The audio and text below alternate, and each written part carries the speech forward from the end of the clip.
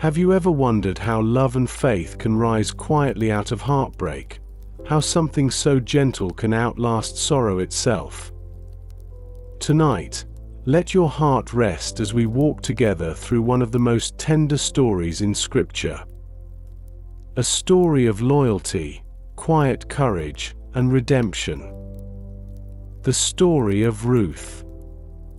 Before we begin, take a slow, deep breath. Let your shoulders relax. Feel the day slowly fade from your thoughts. You've made it through another day, with its noise, its worries, its hurried moments. But now is the time to breathe. To be still. To listen. If these moments bring you calm, if they remind you of peace and of God's faithfulness, don't forget to like this video and subscribe to Whispers of Faith. It helps this small space of rest reach others who need the same stillness. And as you listen, I invite you to share in the comments, how did your day go? Where are you listening from tonight? Each message, each name, becomes part of this quiet prayer we share together. Now, settle in.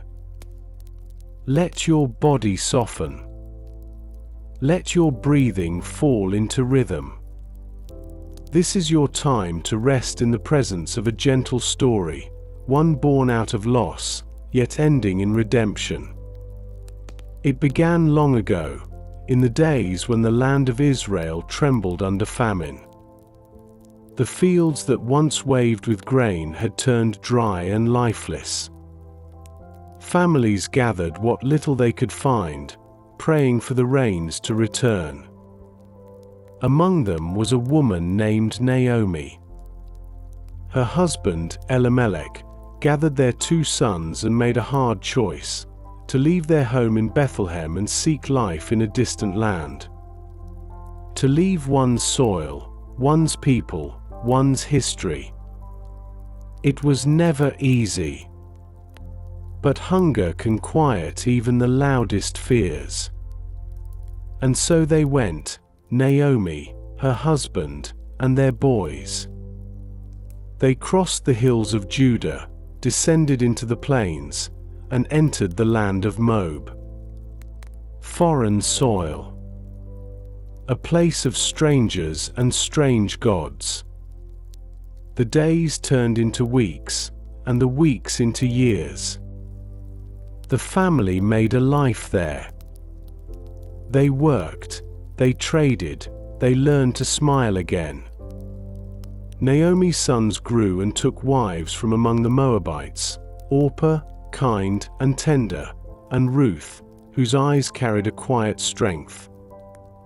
For a time, the house of Naomi was filled with laughter once more. The ache of famine was replaced by the warmth of new family. But even in the brightness of those days, the shadow of sorrow waited unseen. Years later, Elimelech grew weak and died. The sound of mourning filled Naomi's home, and her sons comforted her as best they could. Yet not long after, both sons fell ill as well. And the laughter that once filled that home fell silent. 3 women remained, Naomi, Orpah, and Ruth. 3 widows, bound by love, standing in the ashes of what once was. The nights that followed were long. Naomi often sat awake, listening to the wind whisper outside her door. Each gust seemed to carry an echo of her husband's voice. Her son's laughter. All gone now. Her heart grew weary. Moab had given her survival, but it had taken her joy. And one morning, as dawn broke over the hills, she decided. It was time to go home. Word had reached her that the famine in Bethlehem had ended, that the fields once again bore fruit, that the land was green with promise. So she gathered her things, wrapped her cloak around her shoulders, and prepared to leave. She would return to the land of her people, to the soil where her story had begun. But the road back to Bethlehem was long and uncertain, and she would not walk it alone. Ruth and Orpah stood with her at the edge of the city. The early light fell across their faces, revealing tears they didn't try to hide. Naomi touched their cheeks and whispered, "Go back, my daughters. Each of you to your mother's house. May the Lord deal kindly with you, as you have dealt kindly with me." Oi! But Ruth's eyes did not waver. Her hands trembled slightly, but her voice was steady. "Where you go, I will go. Where you stay, I will stay. Your people will be my people, and your God will be my God." Oi! In that moment, something eternal was spoken. Not just a vow between two women, but a promise between hearts joined by grace. Love, unforced and unwavering. The kind that does not fade when comfort ends. Naomi's eyes filled with tears. She could not argue. She could only nod, her heart too full for words. And so, two women, one old, one young, turned their faces toward Bethlehem. Toward home. Toward whatever God had waiting beyond the horizon. The road stretched ahead, dusty, endless, uncertain. But even as the sun rose over the dry hills, something new had already begun. Redemption often starts this way, quietly. Beneath the sound of footsteps, beneath tears, beneath the whisper of faith that says, "Keep walking." And so they walked. Together. One step at a time. Toward the land where grace would bloom again. The road unspooled before them like a thread through the hills, pale dust rising with each step, the morning cool slowly yielding to the hush of noon. Naomi walked with her cloak drawn close, the lines of grief quiet but deep. Ruth kept pace beside her, steady, attentive, adjusting her stride to match the older woman's rhythm. Behind them, Moab faded into a band of brown and blue, a place that had once meant survival, now a room of echoes they would not enter again. They paused where the path bent toward the border stones, flat markers half buried in the earth. Orpah stood there with them, eyes bright with tears, hands clasped as if holding two futures at once. Naomi's voice was gentle. "Return, my daughter, may the Lord grant you rest in the house of your mother." Orpah kissed Naomi's cheeks and Ruth's hands, love lingering like the last light before evening. Then she turned back, shoulders shaking, walking toward a life that would continue without them. Not faithless, only finished with this road. Ruth watched until distance swallowed her friend, then looked ahead again, choosing not against Orpah, but for Naomi. The path climbed into stone and thorn, the wind carrying the taste of salt from a far lake, the scent of wild sage crushed by their steps.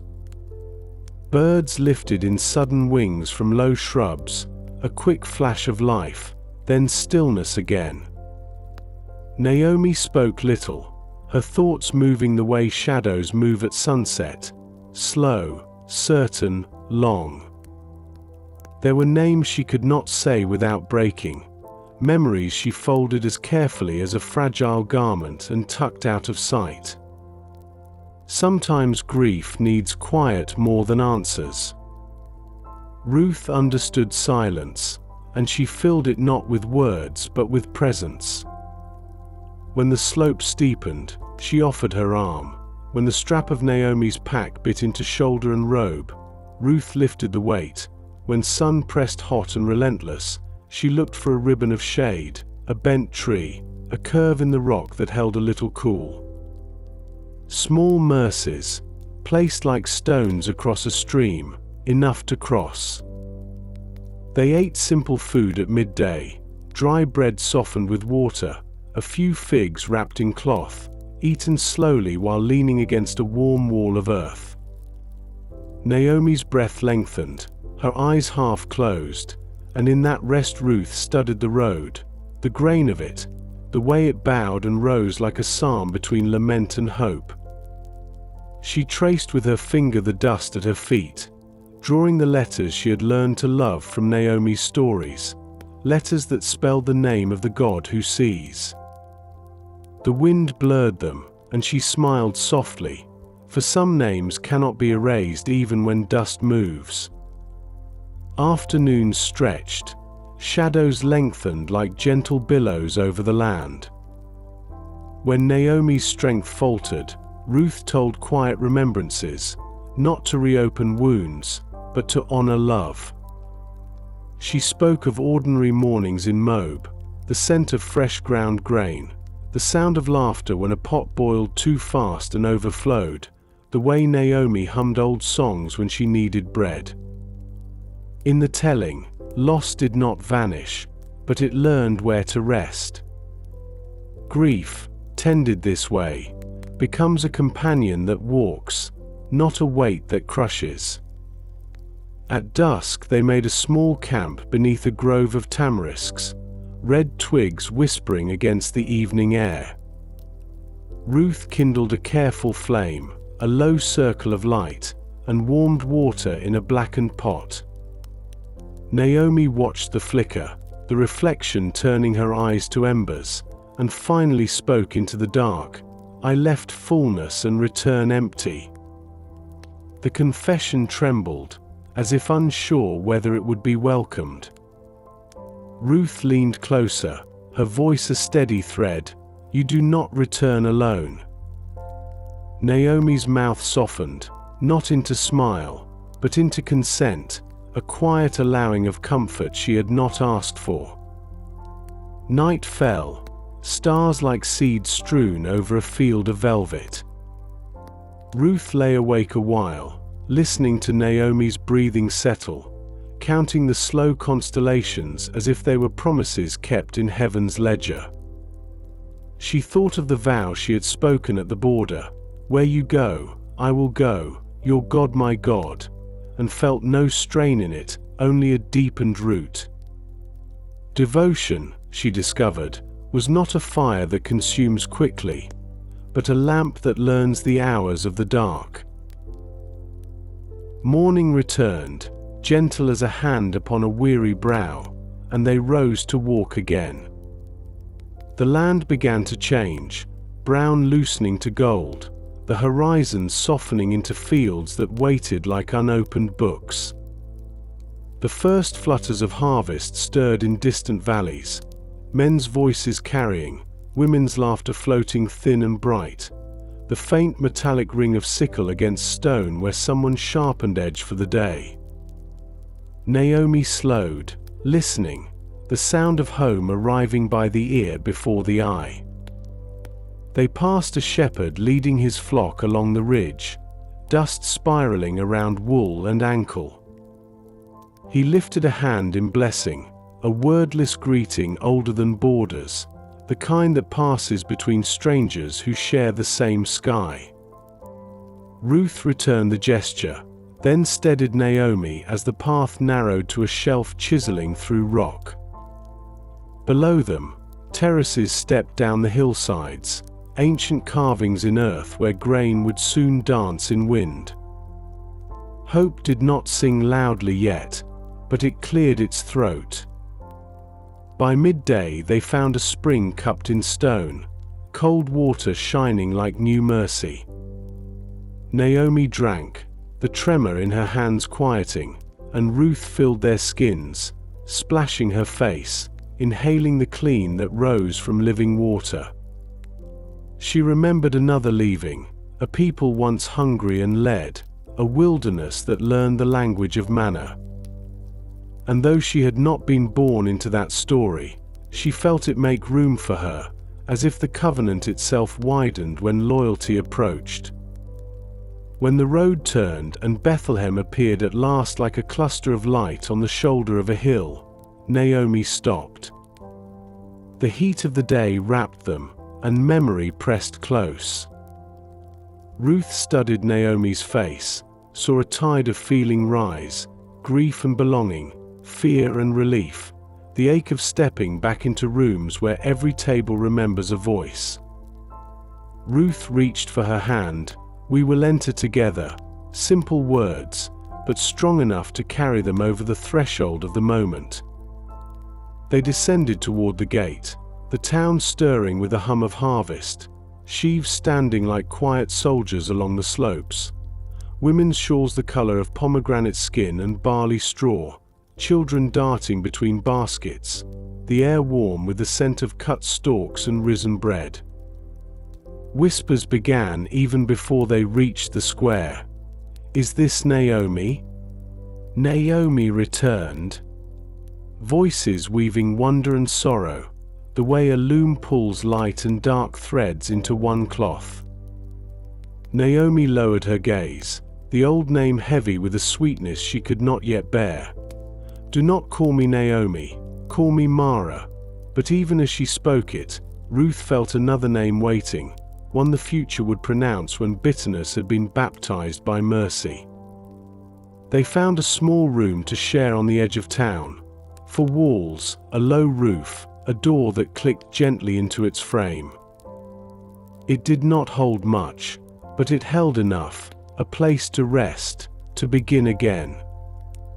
When Naomi sank upon the mat, Ruth removed her sandals and washed the dust from her feet with water drawn at the well, the act as tender as prayer. "You have been good to me," Naomi whispered, the words' edges soft, as if speaking to a light one hopes will stay. Ruth smiled.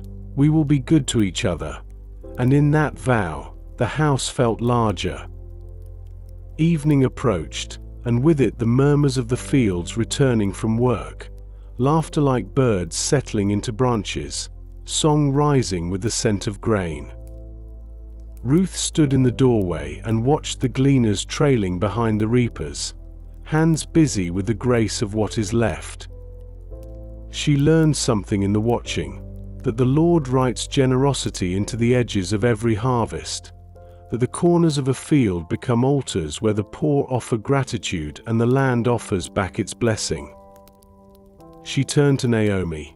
"Tomorrow, let me go to the fields and glean among the ears of grain, after him in whose sight I may find favor." Naomi nodded, tiredness loosening into trust. "Go, my daughter." The word daughter settled over Ruth like a warm shawl, a name chosen, not inherited, a kinship stitched by faith.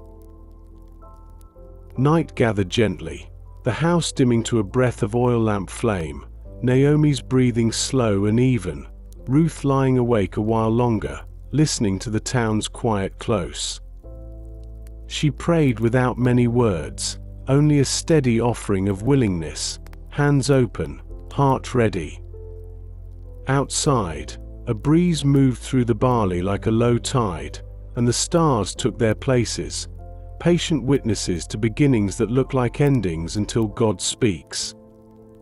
Ruth closed her eyes, and in the soft darkness saw the shape of tomorrow, a field, a handful of grain, the kindness of a stranger she had not yet met, and the long, gentle arc of redemption turning toward them, silent, sure. She breathed once more, slowly, and rested, carried by the faithfulness she had chosen, and the faithfulness that had chosen her first. And in Bethlehem, at the edge of harvest, the story waited to open, sheaf by sheaf, grace by grace. The morning broke soft and golden. Sunlight draped itself across the rooftops of Bethlehem, glimmering like quiet promise. The faint hum of voices rose from the fields beyond the city walls, the sounds of harvest, of men and women gathering what the earth had so patiently grown. Ruth stirred from her rest, the scent of warm bread and barley dust filling the air. Naomi sat near the doorway, her hands clasped loosely in her lap, her eyes distant. Ruth rose quietly, wrapped her shawl, and knelt beside her. "It is morning," she whispered. Naomi nodded, her face lined with thought. "Yes, the harvest has begun." Oi! Her voice held both wonder and weariness. The rhythm of the world continued even when the heart paused. They shared a simple meal, a crust of bread, a sip of water. Then Ruth stood and said gently, "Let me go into the fields. I will glean among the ears of grain after those who show kindness." Oi! Naomi looked up, her eyes soft but uncertain. "Go, my daughter, and may the Lord's favor find you." Oi! It was both permission and prayer. Ruth bowed her head, then stepped into the light of morning. The road to the fields wound through the edges of the city, narrow lanes opening into open hills. The scent of ripened barley filled the air. She could see them now, the reapers bending, the sheaves tied in neat bundles, the laughter of women who followed, gathering what remained. The hum of harvest life filled the valley. For a moment, Ruth paused, taking it in. This was not her land, not her people, yet something in her heart whispered that she belonged here. She walked quietly toward one of the fields. The workers noticed her, a stranger by her dress, by the accent of her steps. A few glanced curiously, some smiled kindly, others looked away. But Ruth's eyes stayed low, her spirit calm.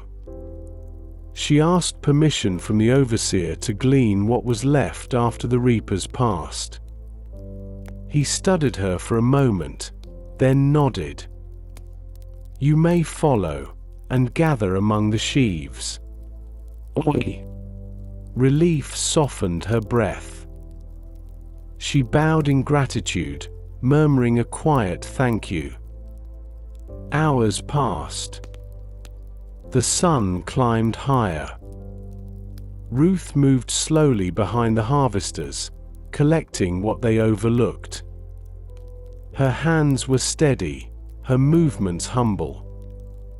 Each stalk of barley she gathered was a quiet prayer, not of desperation, but of devotion. She worked quietly, pausing only to rest for a moment beneath the shade of a nearby tree. Sweat traced lines across her brow, and the air shimmered with heat. Still she gathered. Still she believed. As the day wore on, a murmur rippled through the field. A man had arrived, tall, calm, with eyes that carried the steadiness of someone who listened deeply before he spoke. His name was Boaz, the owner of the field.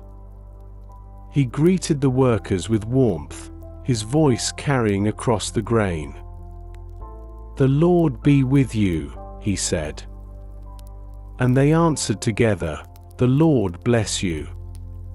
Oi! Ruth looked up briefly at the sound, not out of curiosity, but because something in that greeting felt different. Like sunlight through cloud. like kindness that didn't need to announce itself. Boaz turned to the overseer. "Who is that young woman?" he asked quietly. The overseer replied, "She is the Moabite woman who came back with Naomi from the land of Moab. She asked to glean among the sheaves, and she has worked from morning until now, without rest." Oi! Boaz's gaze followed Ruth for a moment. She moved with grace, neither hurried nor timid. Her humility spoke louder than words. He walked toward her, his steps unhurried. When she noticed him approach, she stood, bowing slightly. "Listen, my daughter," Boaz said gently. "Do not go to glean in another field, nor go away from here. Stay close by my servants. When you are thirsty, go to the vessels and drink what the young men have drawn." Oi! Ruth's eyes widened. This was kindness she had not expected. She bowed low until her forehead nearly touched the ground. "Why have I found favor in your eyes," she whispered, "that you should notice me, a foreigner?" Oi! Boaz's voice was quiet, steady. "It has been fully told to me, all that you have done for your mother-in-law since the death of your husband. How you left your father and mother and came to a people you did not know. May the Lord repay your work, and may you be richly rewarded by the God of Israel, under whose wings you have come to take refuge." Oi! The words settled over her like shade in the heat. She could barely speak. "You have comforted me," she said softly. "You have spoken kindly to your servant, though I am not one of your servants." Oi! Boaz smiled faintly and returned to his work. But his eyes lingered on her once more, not out of curiosity, but respect. He saw in her something rare. A heart that carried grace even through grief. When the meal was served to the workers, Boaz called her to eat with them. He offered her roasted grain, and she ate until she was satisfied. She kept a small portion aside, a piece of bread wrapped in cloth. Naomi would eat tonight. When she rose again to glean, Boaz gave quiet instruction to his men. "Let her gather even among the sheaves. Do not reproach her. And let grain fall from the bundles for her on purpose. Leave it for her to gather, and do not rebuke her." Oi! And so the field itself became generous. The corners, the edges, even the spaces between harvesters seemed to open for her. Grace had begun to follow her footsteps. By the time the sun had begun to set, Ruth's basket was full. The barley shimmered in the fading light like threads of gold. She carried it home, the weight heavy but her heart light.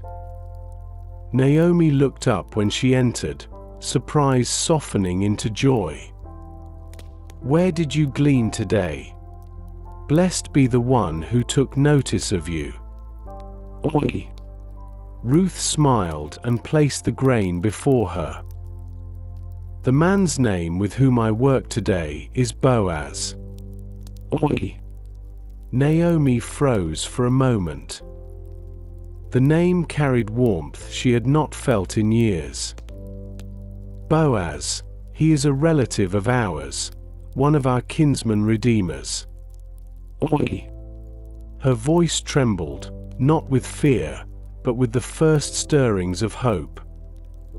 She looked at Ruth, her eyes shining through the dim light. "Blessed be he of the Lord, who has not forsaken his kindness to the living and the dead." "Oi!" Ruth sat beside her, unwrapping the bread she had saved. Naomi smiled, breaking it in half. They ate quietly, the kind of meal that tastes of gratitude more than grain.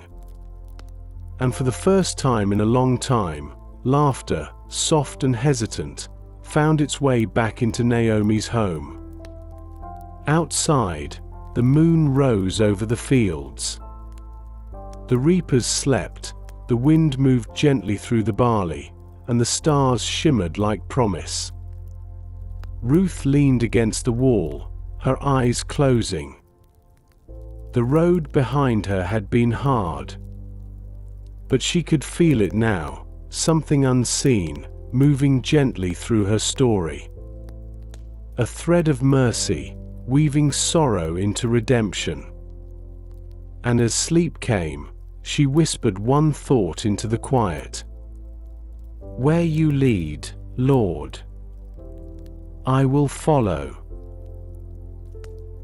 The days that followed moved in a quiet rhythm, mornings soft with mist, afternoons bright with the hum of harvest. Ruth rose early each day, wrapping her shawl, stepping lightly through the streets while the city still slept. The path to the fields had become familiar, a trail of small stones, olive trees leaning over the road like silent watchers. The smell of dew and barley greeted her as the horizon began to blush with light. The workers nodded when they saw her now. She was no longer a stranger, but a quiet part of the field's music. Her hands had learned the pace of gathering. Her back had learned the strength of endurance. She gleaned in Boaz's field until the reapers lifted their sickles for the last time. The grain gathered, the sheaves bound. And through it all, the same peace accompanied her, the feeling of being watched over, sheltered by kindness she did not yet understand. Boaz came often, not always speaking, but always noticing. He would pause to ask after her well-being, to make sure she had water, to offer words so gentle they seemed to settle into the very air around her. Ruth never forgot his tone, firm, but tender. There was strength in it, but never pride. The kind of strength that protects, not overpowers. Naomi listened to every detail when Ruth returned each evening. She measured hope carefully, the way one measures flour when it has been scarce. "The Lord bless him," she whispered more than once. "The Lord has not stopped showing his kindness to us." Oi! She began to see it, the thread of redemption, thin but unbreakable, weaving its way through their days. One evening, after Ruth had returned from the fields, Naomi sat by the fire and spoke softly. "My daughter," she said, "shall I not seek rest for you, that it may be well with you?" Oi! Ruth looked up, unsure. Naomi continued, "Boaz is one of our close relatives. Tonight, he will be winnowing barley at the threshing floor. Wash yourself, anoint yourself, and put on your cloak. Go down to the threshing floor, but do not let him know you are there until he has finished eating and drinking. When he lies down, note the place where he lies. Then go and uncover his feet, and lie down. He will tell you what to do." Oi! Ruth's heart fluttered, not from fear, but from the weight of what was being asked. To approach a man in the night was no small act, it required trust. Not only in Boaz, but in the God who had led her this far. She looked into Naomi's eyes and saw faith reflected back, the quiet kind that survives storms. "I will do all that you say," Ruth replied. That night, the sky was thick with stars. The air carried the smell of grain and the faint sweetness of crushed wheat. Ruth waited until the sounds of the city faded into sleep. Then she walked down to the threshing floor, a wide open space on the edge of the field, where the harvested grain lay in neat piles. Lanterns glowed dimly here and there. The workers laughed softly, sharing food, their voices low and content after the day's labor. And there, among them, was Boaz. She watched from a distance as he ate, as he spoke with his men, as he blessed them and thanked the Lord for the harvest. His voice carried warmth and reverence. There was nothing hurried in him, nothing uncertain. When at last the laughter quieted and the men lay down to rest, Boaz found a place near the grain heap. His cloak wrapped around him, the steady rhythm of his breathing marking the deep peace of honest work. Ruth approached slowly. Her heart beat steady but strong. The ground was cool beneath her feet. The air shimmered with quiet anticipation. She knelt near him, careful not to wake him. The moonlight brushed over his face, soft and sure. She uncovered his feet gently and lay down at the edge of his garment. The act was not forwardness, but faith. A silent plea, "Cover me with your kindness as God has covered you with his grace." The night stretched long. The sound of wind through barley whispered around them. Ruth's thoughts turned to Naomi, to the years of loss, to the hope now flickering like a small, steady flame. She prayed without words. Just breath and trust. Trust that God was still writing. That this moment, as fragile as it felt, was being held by hands unseen. Near midnight, Boaz stirred. The chill of the night brushed against his feet, and he started awake. His eyes adjusted to the dim light, and there, a figure at his feet. "Who are you?" he asked quietly. His tone was not alarmed, but gentle. Ruth answered softly, her voice steady. "I am Ruth, your servant. Spread your cloak over your servant, for you are a redeemer." Oi! There was a pause. Then Boaz's voice came, calm and kind. "Blessed are you by the Lord, my daughter. You have shown more kindness now than before, in that you have not gone after young men, whether poor or rich. Do not be afraid. I will do for you all that you ask. For all the people of my town know that you are a woman of noble character." Oi! Ruth's heart swelled with relief, not from promise of marriage, but from being seen. Not as a foreigner, not as a widow, but as worthy. As someone whose faith had been recognized. Boaz continued softly. "It is true that I am a redeemer. Yet there is one nearer than I. Stay here tonight, and in the morning, if he will redeem you, good. Let him do it. But if he is not willing, as the Lord lives, I will redeem you myself." Oi! The night settled again. Ruth rested at his feet until the first hints of dawn touched the horizon. Before the others awoke, Boaz rose and placed before her 6 measures of barley. "Do not go to your mother-in-law empty-handed," he said kindly. She bowed, holding the gift close, her eyes shining with quiet gratitude. As she walked back through the early mist, the sun began to color the sky. The weight of the grain pressed warm against her arms. Each step felt like a prayer fulfilled, not yet complete, but already answered in faith. The fields glowed gold in the dawn, and Ruth's heart glowed with them. The story that had begun in loss was now turning toward promise. Redemption was near. And somewhere behind her, in the soft morning light, Boaz watched her go. His gaze calm, filled not with longing but with peace.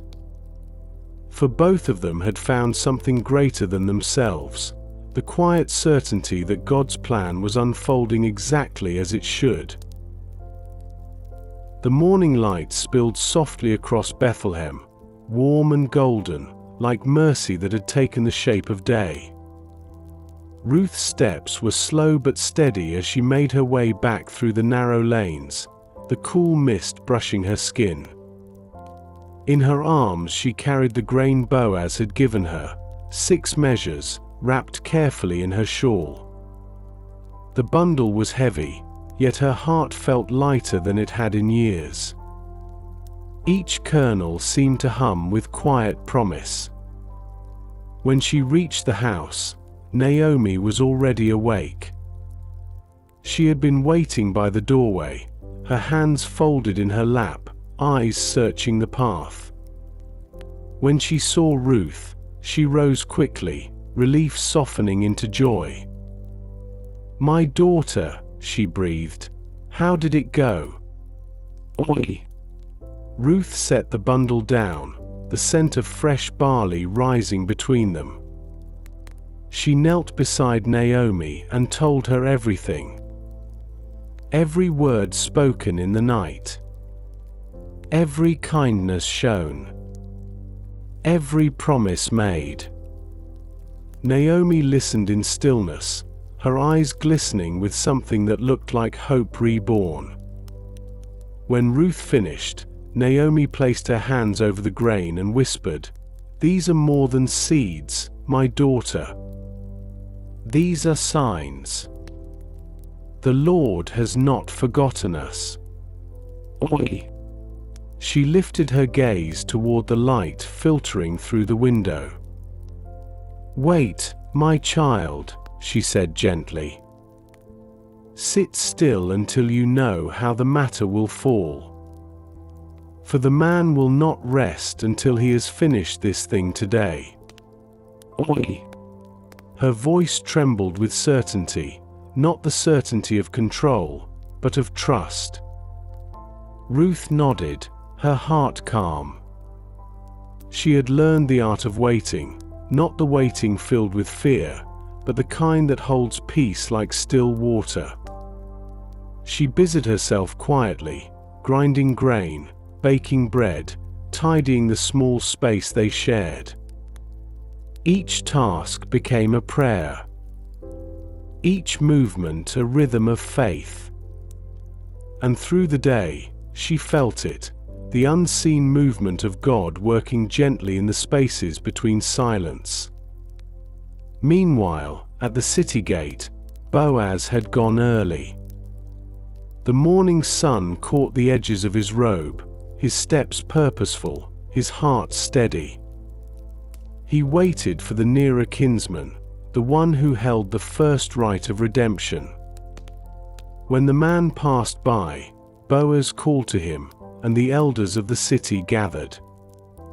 He explained all that had happened, Naomi's return, the land that had belonged to her husband, and Ruth's request for redemption. The kinsman listened carefully, his eyes uncertain. "I will redeem it," the man said at first. But Boaz continued, "On the day you buy the land from Naomi, you must also take Ruth the Moabitess, the widow of the dead, to raise up the name of the dead upon his inheritance. Oi! The man hesitated. He looked at Boaz, at the elders, at the people who had stopped to listen. Then I cannot redeem it, he said quietly, lest I impair my own inheritance. Redeem it yourself, for I cannot. Oi! A hush fell over the group. The man removed his sandal, a sign of transfer, of completion. And Boaz lifted it before the elders. You are witnesses this day, he said, that I have bought all that belonged to Elimelech, and all that belonged to Chilion and Mahlon. And moreover, Ruth the Moabitess, the widow of Mahlon, I have taken to be my wife, to raise up the name of the dead upon his inheritance. Oi! The elders lifted their hands and blessed him. May the Lord make the woman who comes into your house like Rachel and Leah, who together built the house of Israel. May you prosper in Bethlehem, and may your name be renowned. Oi! Back at home, Naomi and Ruth sat in the cool shade of the afternoon. The hours passed slowly, but their hearts were steady. Naomi hummed softly, a melody Ruth had not heard in years. It was the kind of song mothers used to sing while grinding grain, a tune about faith, about God's steadfast love. Ruth listened in silence, her eyes closing for a moment. She thought of the road they had walked, the hunger, the sorrow, the vow made beneath a foreign sun. Every hardship now felt like a seed that had been buried only to rise again in its season. The sound of footsteps came suddenly from the lane outside. Naomi rose, her heart quickening. A neighbor called out a greeting. Boaz has gone before the elders, she said, smiling. The matter is done. Oi! Naomi pressed her hand to her heart. She turned to Ruth, her eyes wet with tears. My daughter, she whispered, the Lord has not forsaken his kindness. Oi! Ruth's breath caught. The world around her seemed to shimmer, as though every grain of dust was a spark of divine joy. She felt the warmth of the sun through the open doorway, the quiet hum of life beyond the walls. Everything had changed, yet it had all begun with one simple word: faithfulness. Not loud, not dramatic. Just steady love that refused to let go. That evening, they shared a meal together. The bread tasted sweeter than before. The air felt lighter. Naomi laughed softly as she told old stories, tales of her youth, of Bethlehem in her girlhood. Ruth listened, her heart wide open. And in that moment, she realized, redemption isn't just about being rescued. It's about being restored. Being seen. Being brought home. The lamps burned low as night settled. The stars outside blinked gently, like eyes keeping watch over promises kept. Naomi placed her hand on Ruth's and whispered, "Rest now, my daughter. Tomorrow begins a new chapter." Ruth nodded, her eyes growing heavy. She lay down and breathed deeply. The scent of barley still lingered in the air. The sound of wind through the fields murmured softly, as if echoing heaven's heartbeat. And as sleep carried her away, she smiled, knowing that faithfulness, once sown, never fades. It only grows. The air in Bethlehem had changed. it carried laughter again, and the hum of harvest returned like music long forgotten. The fields that once whispered sorrow now rustled with joy. Naomi's home, once quiet, dim, and marked by loss, was now bright with the warmth of promise. And at the center of that promise stood Ruth. Her hands still busy with work, her heart still gentle in faith. But now, there was something new within her, a peace that comes only when redemption takes root. Boaz had kept his word. He had gone before the elders, spoken honorably, and done what was right. No delay, no pride, no hesitation. Just obedience, simple, strong, and steady. When a man's faith is deep, his actions speak softly, but they echo forever. The day of their marriage arrived quietly. The sun rose over the hills like a blessing, the sky clear and wide. There were no trumpets, no crowds pressing in, only those who loved them, gathered in the gentle stillness of morning. Ruth's heart trembled as she stood beside Boaz. She had walked so far, through famine, through loss, through loneliness, and now she stood where grace had led her. She wasn't just beginning a marriage, she was standing in the middle of a miracle. The elders lifted their hands in blessing. "May the Lord make your house like that of Rachel and Leah," they said, "who built up the house of Israel. May your name be known in Bethlehem. May this union bring forth life and joy and honor." Oi! Their voices blended with the sound of wind moving through the barley. Every word fell like seed upon fertile soil. Naomi stood nearby, tears bright on her cheeks. Her face, once lined with bitterness, now glowed with quiet joy. She had once said, "Call me Mara, for the Lord has dealt bitterly with me." Oi! But now her name, Naomi, which means pleasant, felt restored. For the God who allows sorrow also weaves redemption. Not quickly, not loudly, but perfectly in time. After the vows were spoken, Ruth and Boaz walked through the streets together. The people smiled as they passed. A few whispered blessings. A few children ran beside them, laughing. The scent of bread and olive oil drifted from the windows, mingling with the sweetness of early evening.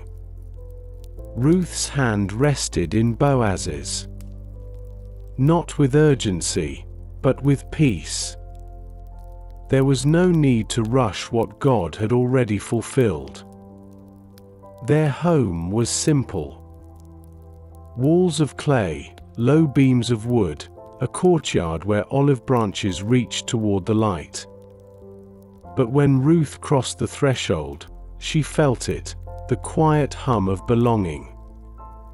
For the first time in many years, she was not passing through. She was home. That night, as the last light faded from the hills, Ruth stood by the doorway.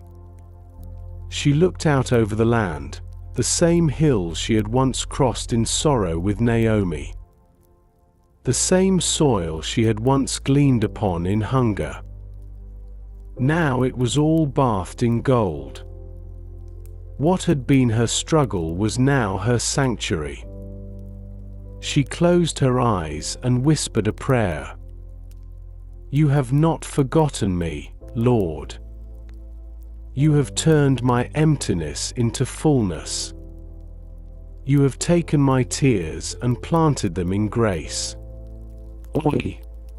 The months unfolded gently. The days turned into seasons. The harvest ended, and new seeds were sown. Life moved in rhythm with heaven. Boaz worked the fields, his strength quiet but sure. Ruth tended the home, her laughter now mingling with Naomi's song. The sound of joy returned to that house, not as noise, but as peace that stayed. Then, one morning, a new dawn broke. Ruth felt within her a stirring she had never known. A life quickening inside her, small and sacred. Naomi knew before a word was spoken. Her hands flew to her heart, trembling with joy. "The Lord has remembered you," she whispered. "He has remembered us all." Oi! The women of Bethlehem rejoiced when they heard. They came bearing gifts, their voices bright with song. The story of Ruth had become a story for them all. A reminder that no loss is too deep for redemption. No night too long for dawn. And when the time came, Ruth bore a son. The cries of new life filled the room, echoing through the home like praise. Boaz's eyes glistened as he held the child, small, warm, perfect. Naomi reached out her arms, and Ruth placed the baby in them gently. "This is your grandson," Ruth said softly. Naomi drew him close, tears running down her cheeks. "Blessed be the Lord," she whispered, "who has not left us without a redeemer." Oi! The women of the town gathered around, smiling through their own tears. "Naomi has a son," they said. "His name shall be called Obed, for he serves the Lord who restores." Oi!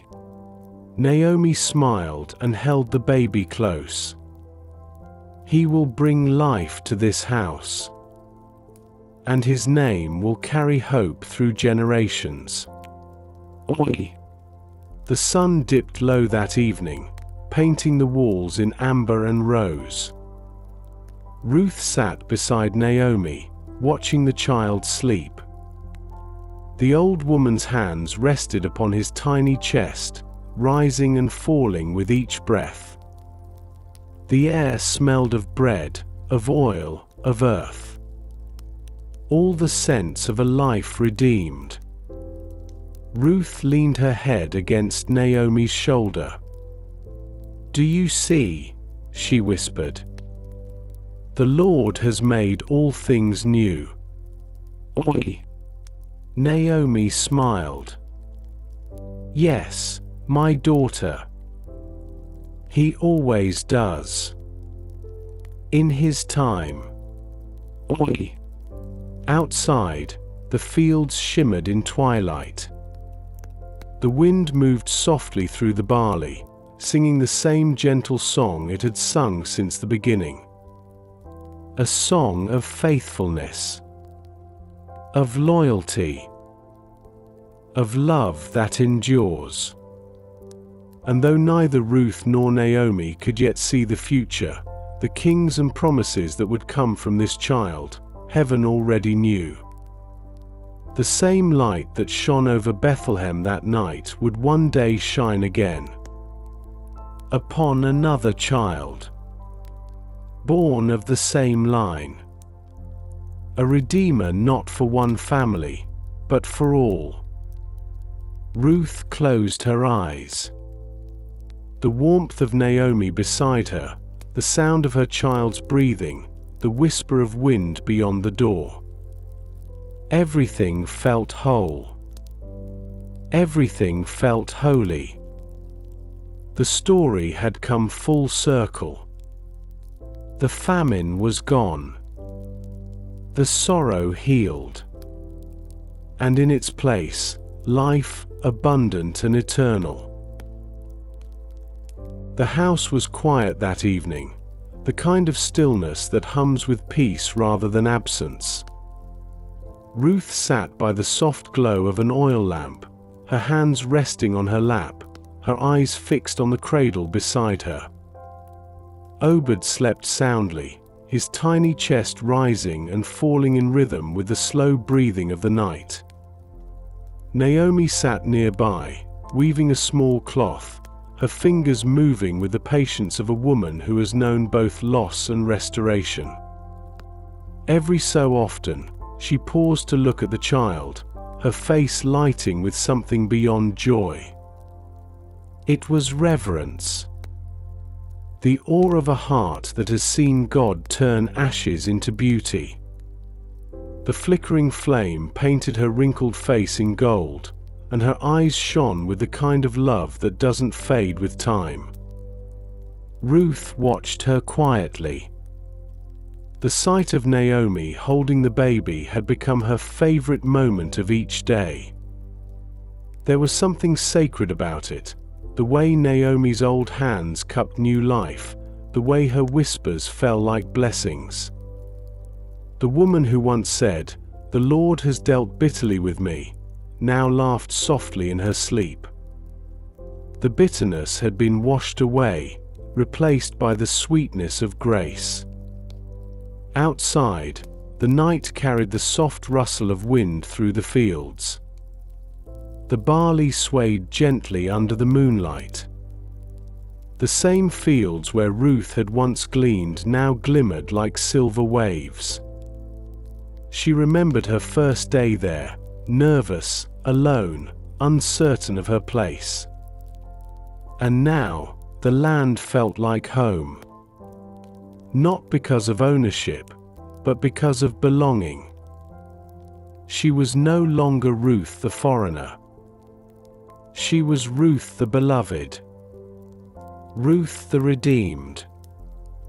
Boaz entered quietly from the courtyard, his steps soft so as not to wake the child.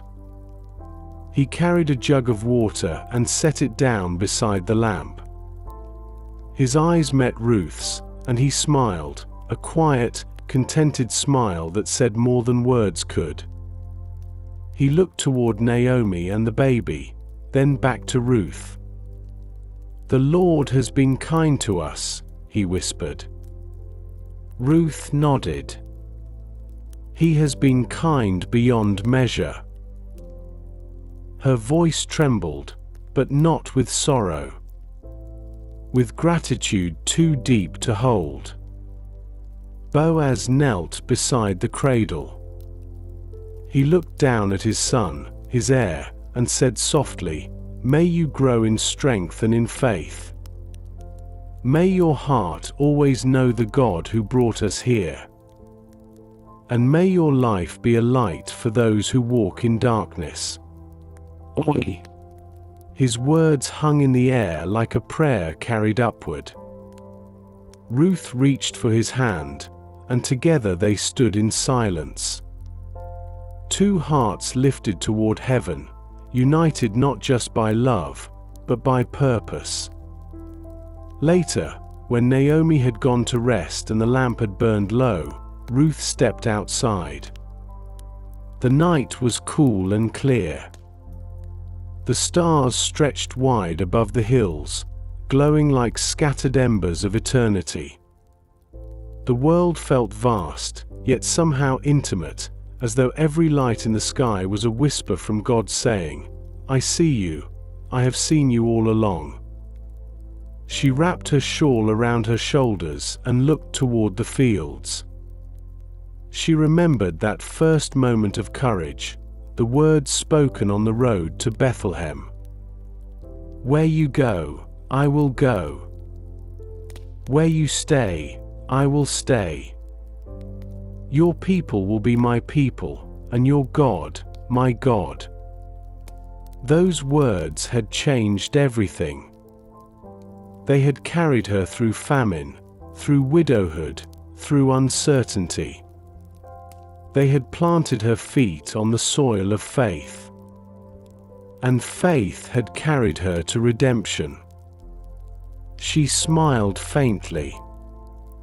You saw me when I was nothing, she whispered into the night. And you called me beloved. You took my emptiness and turned it into abundance.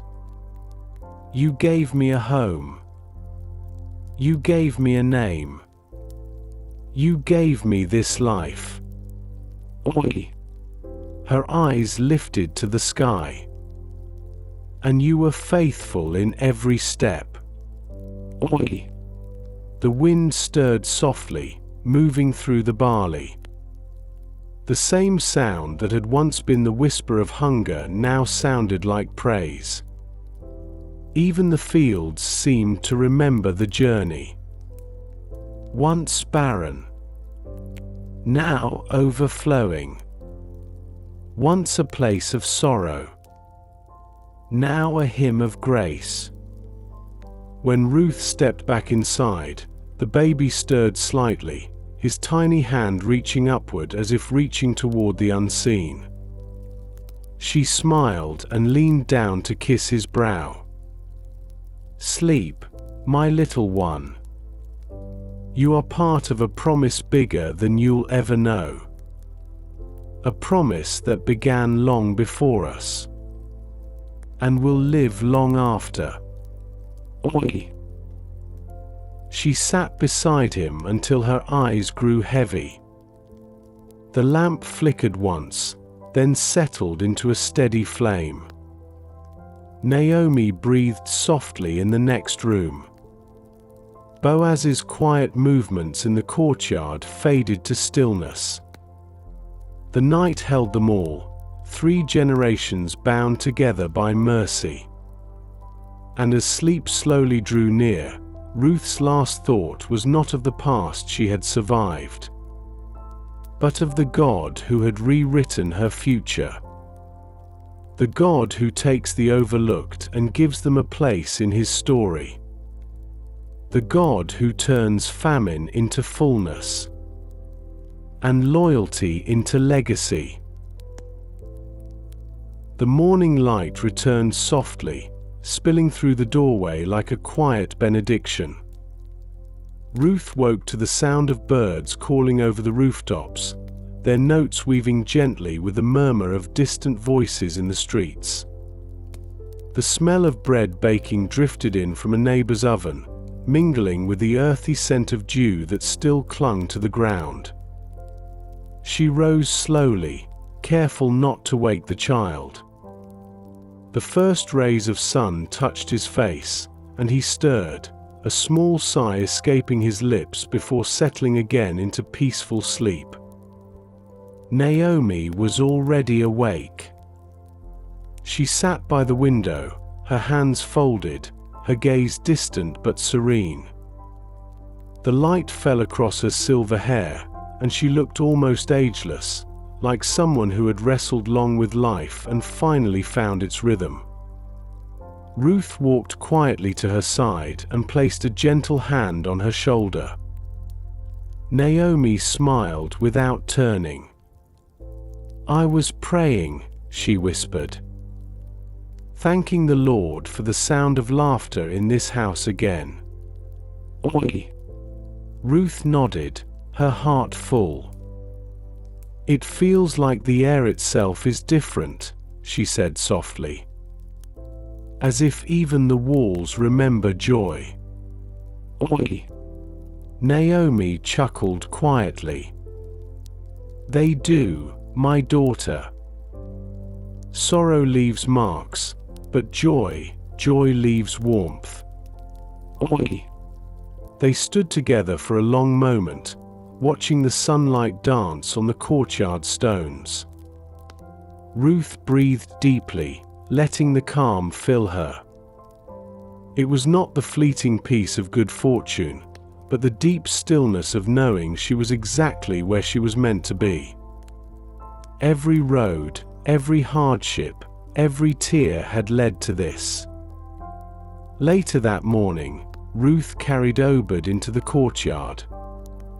She held him close, his small head nestled against her shoulder. The world felt alive around them. The olive branches swayed in slow rhythm. The doves cooed from their perches. The hum of life moved softly through every corner of Bethlehem. And in that hum, Ruth heard a melody, not of music, but of grace.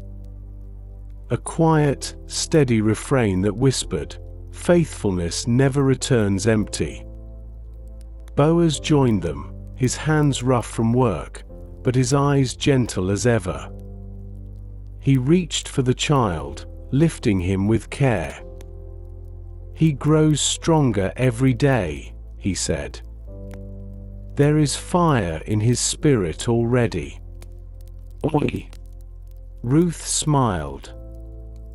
"He will need it," she said. "For the world is not always kind.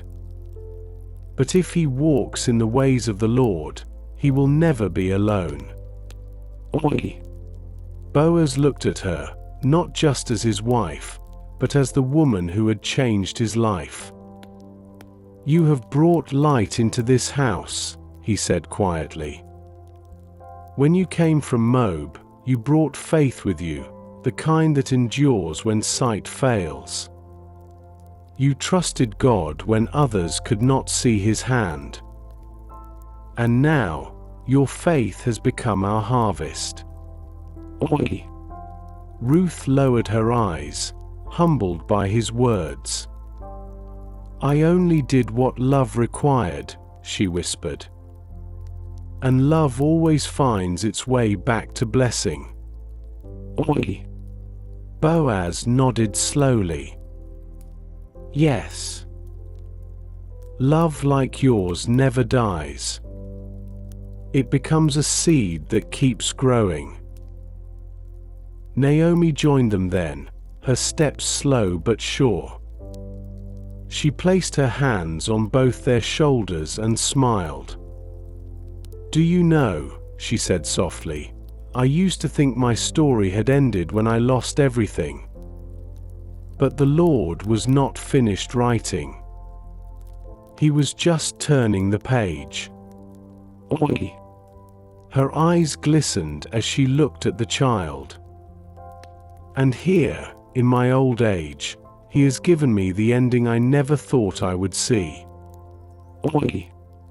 Ruth felt her throat tighten.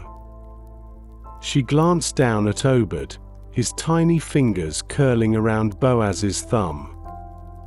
"He is not just ours," she said. "He belongs to God. And to whatever plan God is unfolding through him." "Oi!"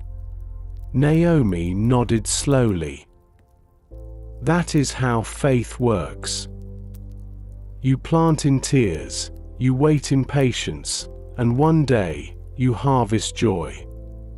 "Oi!" Her voice trembled, but with peace. "And when you look back, you see that every moment, even the pain, was part of the sowing." "Oi!" The rest of the day moved gently. Ruth spent the afternoon preparing bread, humming softly as she worked. Boaz repaired the tools in the courtyard, pausing sometimes to watch her with quiet affection. Naomi sat beneath the olive tree, spinning wool and whispering prayers under her breath. The air was thick with sunlight and contentment. Nothing hurried, nothing forced. Just the ease of a life finally aligned with grace. As evening approached, they gathered by the doorway.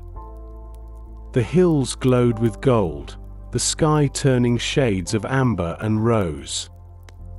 Ruth rocked Obed as the first stars began to pierce the horizon. "Look," she whispered to Naomi. "The same stars that once watched us walk the road of sorrow now shine over our peace." "Oi!" Naomi smiled gently. "And they shine the same way, my daughter. Only we have changed." "Oi!" Boaz stepped closer, his arm around Ruth. "Yes," he said softly. "We see them differently now. Once we looked for signs. Now we see promises." Oi! They stood in silence for a long while, the three of them framed in the doorway, the world washed in twilight. The barley fields shimmered like water beneath the moon. The olive leaves whispered secrets to the wind. And in that stillness, they all understood, faithfulness had not just redeemed them. It had written their names into eternity. When Ruth laid down to sleep that night, she thought of her journey again. The long road from Moab. The vow made beside Naomi. The long days of gleaning. The threshing floor. The birth of her son. Every step had been a thread in the tapestry of something divine. A story of love that outlasts sorrow. Of loyalty that opens the door to redemption. Her eyes grew heavy. Outside, the wind moved softly through the fields. She smiled as she drifted toward sleep, whispering into the quiet. "You were faithful, Lord. From the beginning to the end. And forever still." Oi! The night had passed gently, and morning came once again with the quiet glow of grace. Light spilled through the window, soft and golden, painting ripples across the floor. Ruth stirred slowly from her rest. She could hear Naomi humming in the next room, the same tune she used to sing while they traveled together through the wilderness. It was a melody of memory and mercy, of journeys that end in peace. Ruth rose, wrapping her shawl loosely around her shoulders. She stepped into the courtyard, where the air was cool and filled with the scent of early dew. The fields beyond the walls stretched wide and bright, the barley swaying like an ocean under the morning breeze. She could see the workers already in motion, their laughter carried by the wind. Every sound, the crackle of the fire, the cooing of doves, the rustle of leaves, blended into the rhythm of a life fully restored. She turned and saw Naomi seated in her chair by the doorway, the baby cradled in her arms. Obed's small hands reached for the strands of Naomi's hair, his soft giggle breaking the stillness. Naomi laughed, her voice full of light. "He has your eyes," she said, glancing up at Ruth. Ruth smiled. "And his father's calm." "Oi!" Naomi nodded, rocking the baby gently. "He will grow strong, this one. But more than strength, I pray he grows kind. That he will know the value of faithfulness. For everything we are now, every joy, every blessing, has come because someone chose to love beyond reason." "Oi!" Ruth knelt beside her. "You taught me that," she whispered. "You showed me what faith looks like when everything is gone. You showed me that love is not proven by ease, but by endurance." "Oi!" Naomi's eyes softened. "And you showed me that redemption sometimes arrives wearing the face of a stranger. That God's kindness often comes through the hands of those we least expect." "Oi!" The two women sat together, their laughter mingling with the morning sounds. Time had softened everything, the memories of famine, the grief of the past, the ache of distance. What once felt unbearable now seemed like stepping stones, each one necessary, each one leading them closer to the life God had promised. Later that day, Ruth carried Obed into the fields. She walked among the rows of barley, the same fields where her story had begun. The stalks brushed against her fingers as she passed, warm from the sun. She paused by the very spot she remembered, where she had once bent low, gathering grain in trembling hands. Now, she stood tall, her child against her chest, her heart overflowing.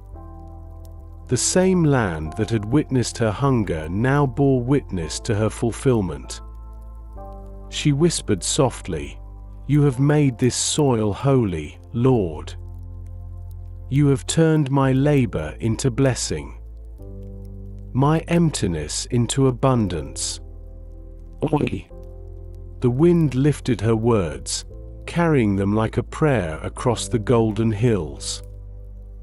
And in that moment, she felt it, the quiet nearness of God. Not as thunder or flame, but as the steady warmth that never leaves. She sat for a while beneath the olive tree at the edge of the field. Obed slept against her shoulder, his tiny breaths soft against her skin. The shadows of the branches swayed above them, gentle and slow. Ruth's thoughts wandered to the future. She wondered who her son would become. What stories would one day be told through him? And though she could not see it, heaven already knew. From this child would come a lineage, one that would lead to kings, to songs, to the Savior himself. But for now, she was content to sit in this quiet moment, where grace was enough. The sun climbed higher, the air filling with the hum of work and laughter. Boaz appeared in the distance, his figure steady against the light. He raised a hand when he saw her, and she smiled in return. As he drew near, she felt that same peace again, the peace of being held within God's will. "You found your way back to the fields," he said with a gentle smile. "I couldn't stay away," Ruth replied softly. "This is where everything began." Oi! Boaz looked over the landscape, then back at her. "It's strange," he said quietly, "how the Lord takes what seems ordinary, soil, grain, work, and turns it into a miracle." Oi! Ruth nodded. "He doesn't just give us what we need. He gives meaning to what we've lived through." Oi! They stood together for a long while, the child sleeping between them. The light shimmered through the barley. Every shadow seemed softer, every sound more alive. The whole world, it seemed, had learned to rest in rhythm with their peace. When they returned home that evening, Naomi was waiting. She took the baby in her arms and kissed his forehead. "He will carry our story," she whispered. "And one day, his name will remind others that God redeems." Oi! Ruth smiled, sitting beside her. "Then our story will never end." Oi! As the stars began to bloom over Bethlehem, the three of them sat together in the glow of the oil lamp. No grand words were spoken. None were needed. The silence between them was full of gratitude, full of presence, full of love. Outside, the wind passed softly through the fields once more. The same sound it had made the night Ruth arrived in Bethlehem, weary, broken, uncertain. but now it sounded like music. Like peace made audible. Like God's whisper saying, "See what I have done." Ruth leaned her head against Naomi's shoulder, her eyes closing. "Your people are my people. Your God is my God," she murmured again. The same vow, spoken years ago, still true, still alive. The same love that began with a journey was still unfolding. And as she drifted towards sleep, the child stirred softly in Naomi's arms. The lamp flickered. The house breathed with warmth.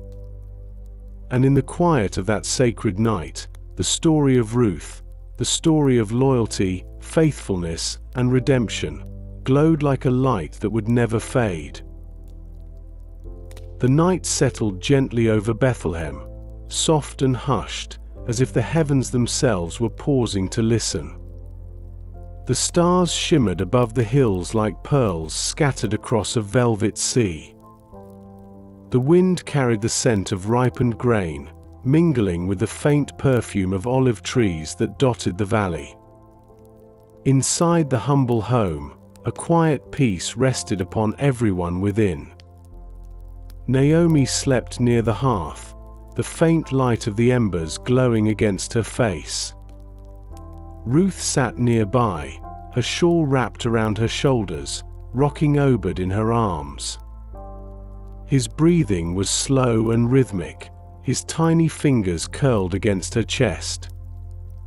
She brushed a hand over his soft hair and whispered, "You are my joy, my blessing, my reminder that nothing is ever lost when God is near." Oi! Boaz entered softly, carrying a small jug of water from the courtyard. He poured some into a bowl and washed his hands, the sound gentle and rhythmic. "He sleeps well," he said quietly, his eyes warm as they fell upon Ruth and the child. She smiled, the kind of smile that holds peace more than pleasure. "Yes. He knows no sorrow. Only the sound of love around him." Oi! Boaz sat across from her. "That is how it should be.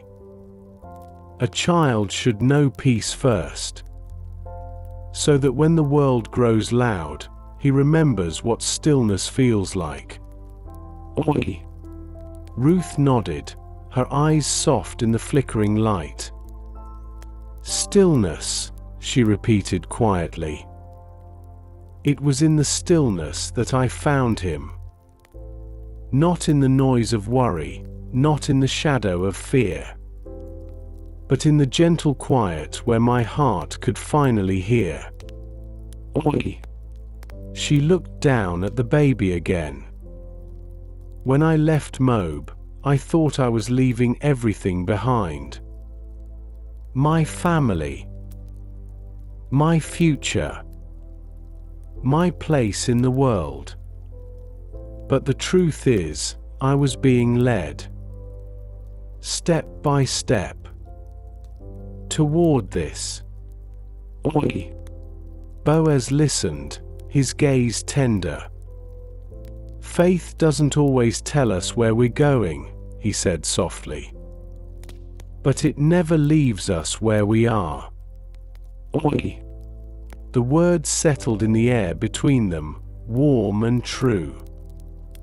Ruth let them linger. She thought of the road, of the vow, of the long days spent gleaning in the sun. Every hardship had been a seed. Every act of love had been water. And this peace, this home, this family, was the harvest. Outside, the wind rose for a moment, brushing against the walls. Ruth closed her eyes, listening. "Do you hear it?" she whispered.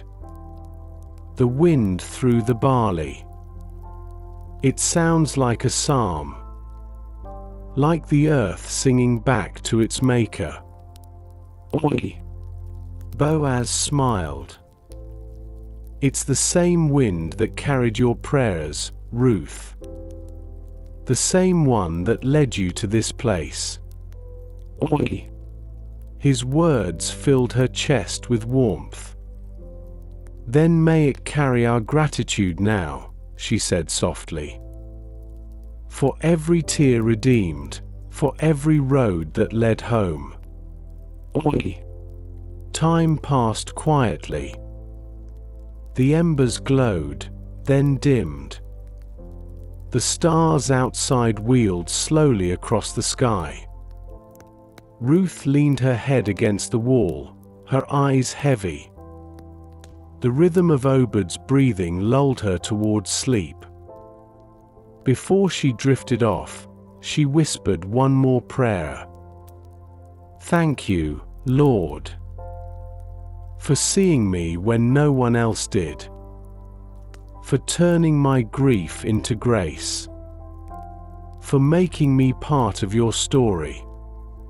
Oi! The next morning broke bright and tender.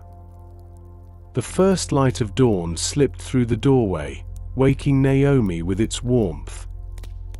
She rose slowly, her joints creaking, and smiled when she saw Ruth and Boaz still sitting close, their hands intertwined in sleep, the baby nestled safely between them. The sight filled her heart with peace. It was as if every sorrow she had ever carried had been answered in this single image: love, life, and promise, all wrapped together in grace. She stepped quietly to the doorway and looked toward the hills. The fields of barley shone with dew, each stalk catching the sun like a thread of gold. Naomi lifted her face to the sky and whispered, "You restore all things, Lord. You make the bitter sweet again. You bring the lost home." Oi! Her voice trembled, not from weakness, but from awe. And in that moment, she felt young again. Not in body, but in spirit. Renewed by joy. Redeemed by love. When Ruth awoke, she saw Naomi standing there, her face bathed in morning light. "You're up early," Ruth said softly. Naomi turned, her eyes full of warmth. "I wanted to greet the day before it passed. Each morning feels like a gift now. A reminder that we live in a story that continues." Oi! Ruth joined her at the doorway, the baby stirring in her arms. Together they watched as the village slowly came to life, neighbors opening their doors, children running barefoot through the dust, women drawing water from the well. Life moving forward, steady and beautiful. Ruth leaned her head against Naomi's shoulder. "We have come a long way," she whispered. "And still, I feel there is more ahead." Naomi smiled, her voice low and steady. "That's how faith works, my daughter. It doesn't end when the blessing arrives. It keeps growing, reaching further, touching generations yet to come." Oi! Ruth looked down at her son, his tiny eyes opening to the morning light. "Then let it grow through him," she whispered. "Through his children, and their children after. Let the story of redemption never end." Oi!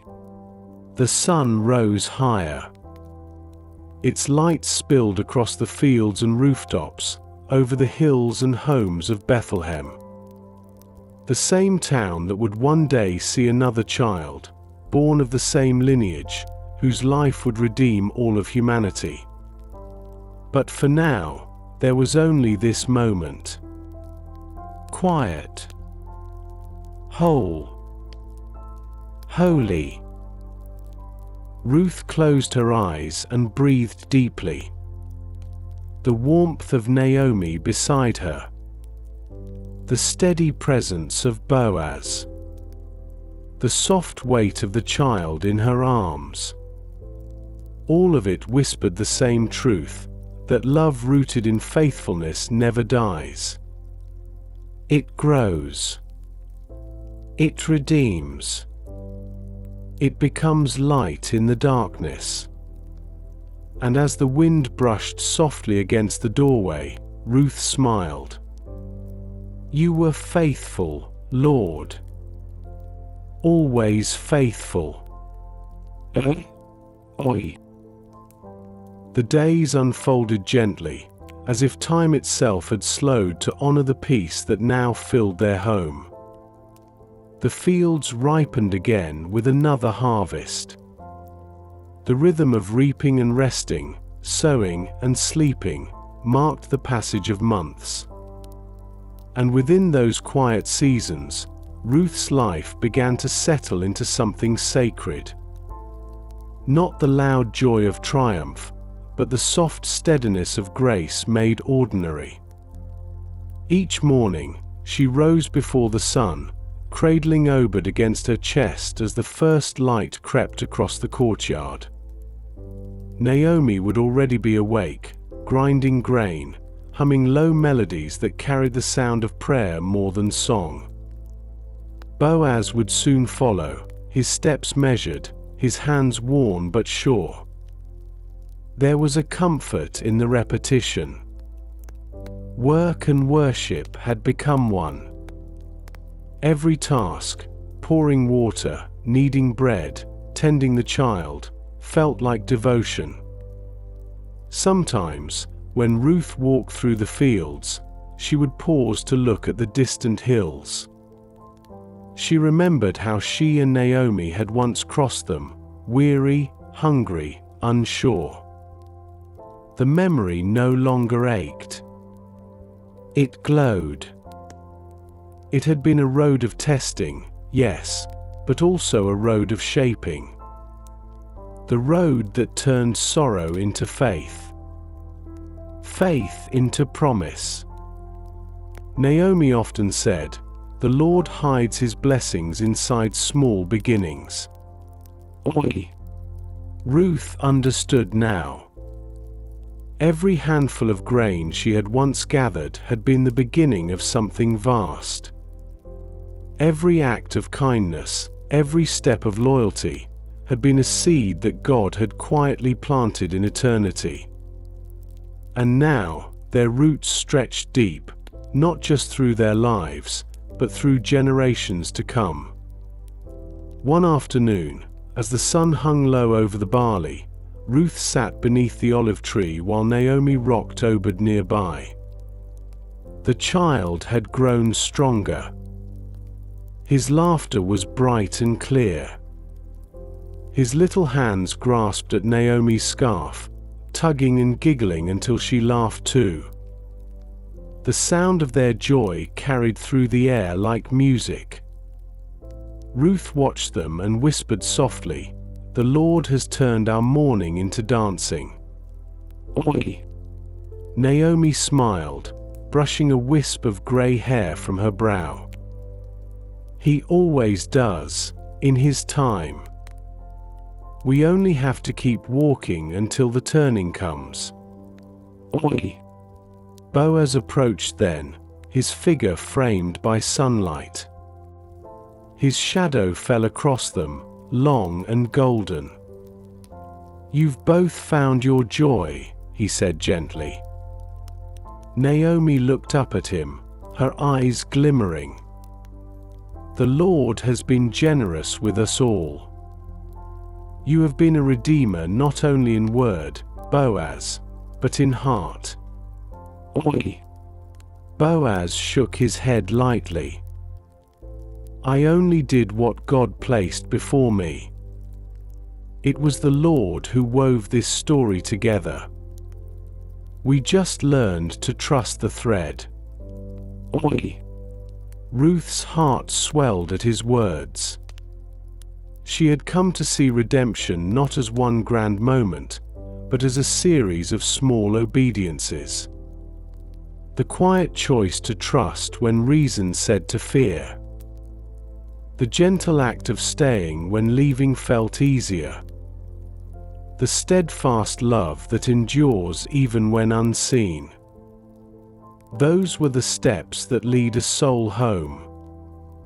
That evening, as twilight folded over Bethlehem, Naomi sat near the doorway with Obed in her arms. The light faded slowly, painting the walls with the last hues of gold. Ruth lit the lamp and knelt beside her. Naomi looked down at the child, her voice soft and filled with wonder. "Do you see him, my daughter? This little one will carry the promise further. Through him, the Lord will continue his mercy. His name will not fade." Oi! Ruth's eyes filled with tears. She reached to touch the baby's hand. "May he always know whose grace brought him here," she whispered. "May he remember that his life began with love. That his story began with faith." Oi! The night deepened. Boaz entered quietly, resting his hand on Ruth's shoulder.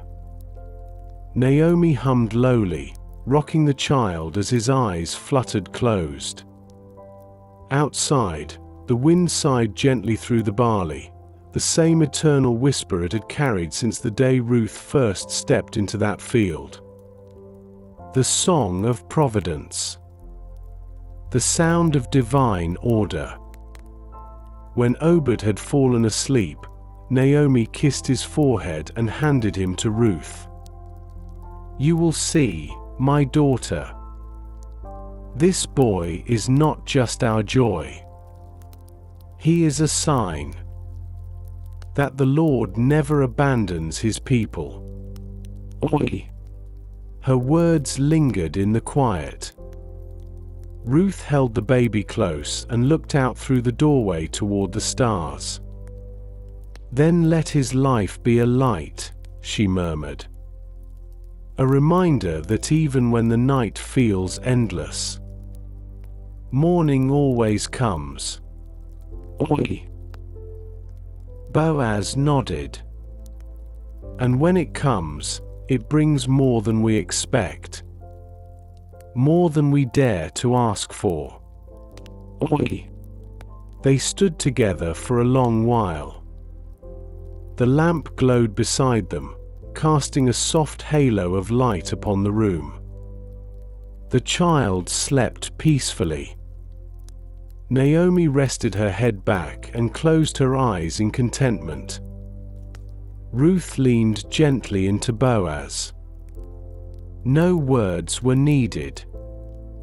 Their hearts spoke the language of gratitude, fluent and unbroken.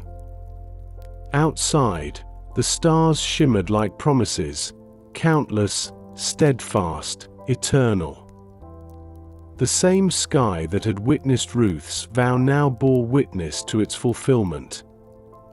The same God who had heard her cry had written her peace. And in that stillness, heaven itself seemed to breathe along with them.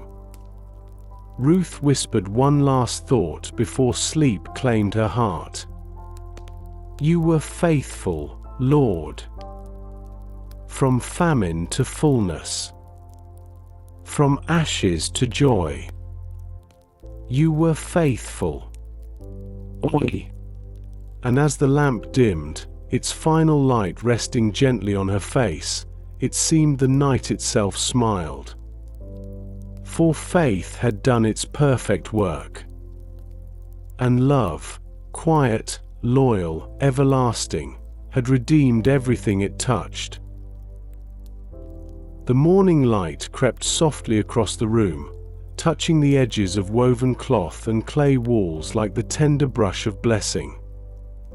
Ruth stirred, eyes fluttering open to the familiar rhythm of quiet, the soft coo of doves on the rooftop, the slow breath of Naomi resting near the doorway, and the faint hum of wind moving through the olive branches outside.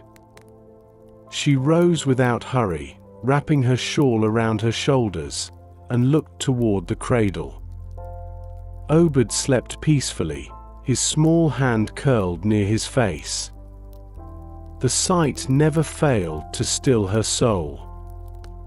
Outside, the first rays of sun spilled over the fields. The air carried the scent of fresh barley, warm and earthy. Ruth stepped into the courtyard, her bare feet meeting the cool stone. The world glowed as if it, too, had just awakened from a long sleep. She closed her eyes and breathed deeply.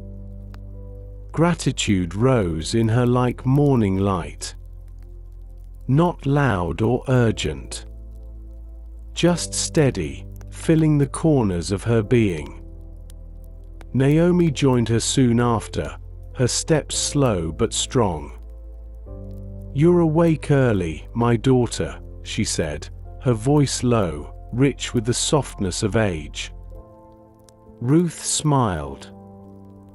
"I wanted to see the dawn. It always reminds me of how far we've come." "Oi." Naomi nodded, her gaze traveling to the horizon. "Yes.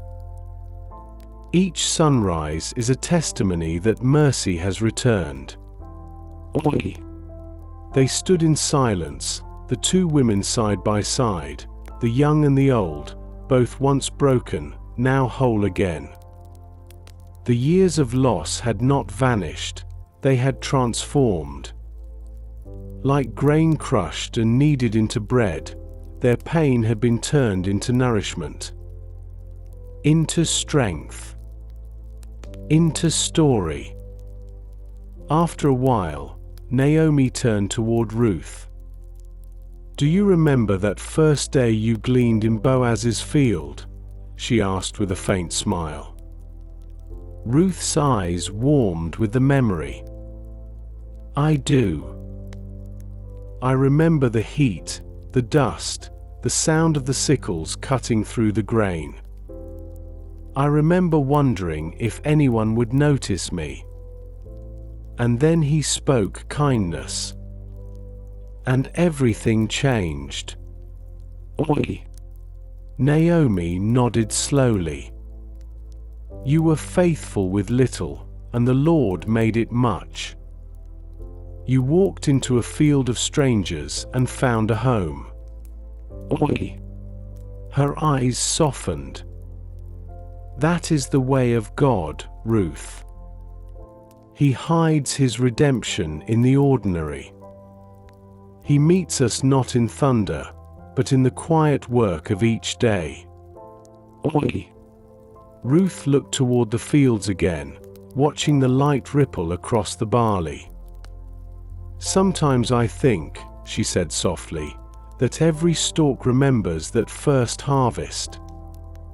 That every handful of grain still whispers of his faithfulness." "Oi."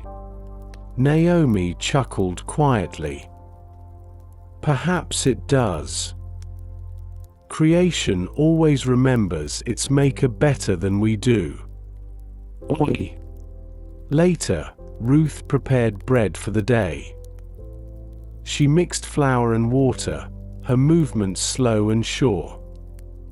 Naomi sat nearby, spinning thread, her hands steady despite the years. Boaz entered from the fields, his tunic marked with the faint dust of morning labor. He greeted them both, kissed Naomi's forehead, then placed a hand on Ruth's shoulder. "Peace be to this house," he said gently. Ruth smiled. "And peace to the man who brings bread and kindness in equal measure." "Oi." Boaz laughed softly. The Lord has given us both in abundance. May we never forget to share it. Oi! He lifted the small loaf Ruth had baked, breaking it in 3. They ate together, quietly. There was no need for many words.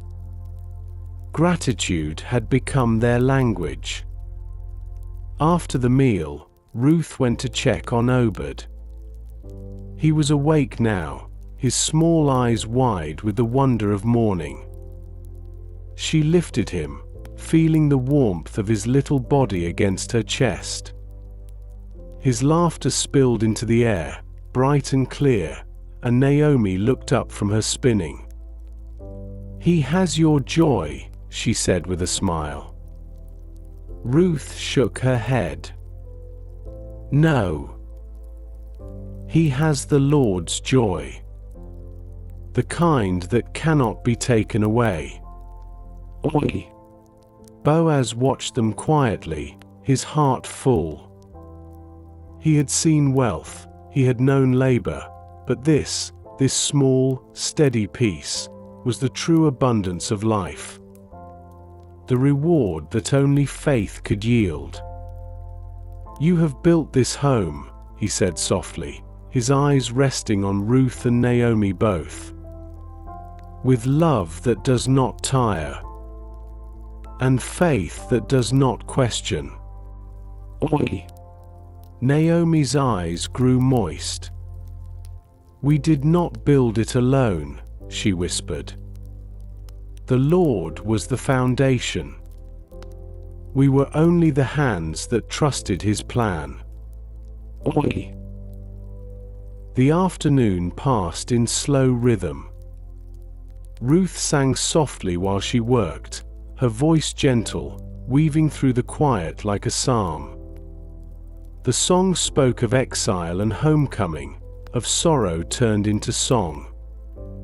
Naomi hummed along, and Boaz smiled as he listened, the melody becoming part of the day's peace. As evening descended, the 3 of them sat together again at the doorway. The hills glowed with the last light of the sun, the fields whispering softly in the breeze. Obed slept across Ruth's lap, his hand curled around her finger. Naomi's head rested against the doorframe, her eyes half closed, a small smile upon her lips. Boaz leaned back beside them, his gaze lifting toward the stars that had begun to bloom in the sky. No one spoke for a long time. There was nothing left to ask for. Everything they needed was already here. Love, faithfulness, redemption. The peace of knowing their story, once marked by loss, had become a song of grace that would echo through generations. When Ruth finally spoke, her voice was barely above a whisper. "Sometimes, when I think of all that has happened, I realize redemption doesn't erase the past. It transforms it." Oi! Naomi nodded slowly. "Yes, my daughter. It makes the broken whole. It turns grief into ground where new life can grow." Oi! Boaz reached for Ruth's hand, his thumb tracing the edge of her fingers. "And the harvest never ends," he said softly. "Each act of faith becomes seed for someone else. Each kindness a root for another's blessing." Oi! Ruth looked toward the sleeping child in her lap. "Then this," she whispered, "is the beginning of another field." Oi! Her eyes lifted toward the darkening sky. "And the Lord, He will keep sowing. From generation to generation. Until all the earth knows His faithfulness." Oi! The wind moved gently through the barley outside, carrying her words like prayer. The stars shimmered quietly above, and the night wrapped itself around their home like a promise kept. And in that holy stillness, everything, every sorrow, every journey, every act of love, had found its peace. The night deepened softly over Bethlehem, a hush resting upon the land like a benediction. The air was still, save for the rustle of wind through the barley and the faint hum of crickets hidden in the shadows. Inside the small house, a single oil lamp burned low, its flame steady but tired. Naomi slept near the hearth, her breath calm, her hands folded against her chest. Boaz sat quietly beside the doorway, sharpening a small tool by the fading light. And Ruth, she sat near the cradle, watching Obed sleep. There were moments when the silence itself felt alive, when the stillness carried more truth than any words could hold. Ruth leaned close, her elbows resting on her knees, her chin in her palms. Her eyes traced the small features of her son's face. The way his lashes trembled with each breath. The way his lips curved faintly, as if even in dreams he was smiling. She thought of all that had been lost, and all that had been given. Every tear she had shed had led her here. Every mile walked, every moment of fear, every act of faith. They had all been steps along this quiet road of redemption. She whispered softly, almost to herself, "You have been faithful, Lord. You took what was empty and filled it. You took what was broken and made it whole. You have made this house a home, this story a song." Oi! The lamp flickered, and its light caught the edge of a clay jar on the shelf. It had belonged to Naomi's husband once. A relic of another life. Now, it held oil, enough to keep the flame alive until morning. Ruth smiled faintly. Even the jar had found new purpose. Nothing, she thought, is wasted when placed in the hands of God. Boaz looked up from his work and watched her in the quiet. He could see in her face the peace that had replaced all her years of struggle. "You're thinking again," he said softly, his voice low, like a breeze moving through tall grass. Ruth smiled without looking up. "I'm remembering. Sometimes, I still see the road. The hills between Moab and here. I can still feel the dust on my feet." Oi! Boaz set the tool aside and came to sit beside her. "Would you have walked it again?" he asked gently. Ruth's eyes lifted toward him. "Yes," she said without hesitation. "Even knowing the pain. Even knowing the loss. I would walk it again. Because the Lord was there, even in the sorrow. Even when I didn't see him." Oi! Boaz nodded slowly. "That's the mystery of faith. Sometimes he leads us through emptiness just to show us how much he can fill." Oi! Ruth smiled faintly. "Then every step of the wilderness becomes holy ground." Oi! They sat together in the dim light, the sound of Obed's gentle breathing weaving through the stillness. The air was warm, heavy with peace. Ruth leaned her head against Boaz's shoulder. "When I left Moab," I thought my story had ended. But now I see. It was only beginning. Oi! Boaz placed a hand over hers.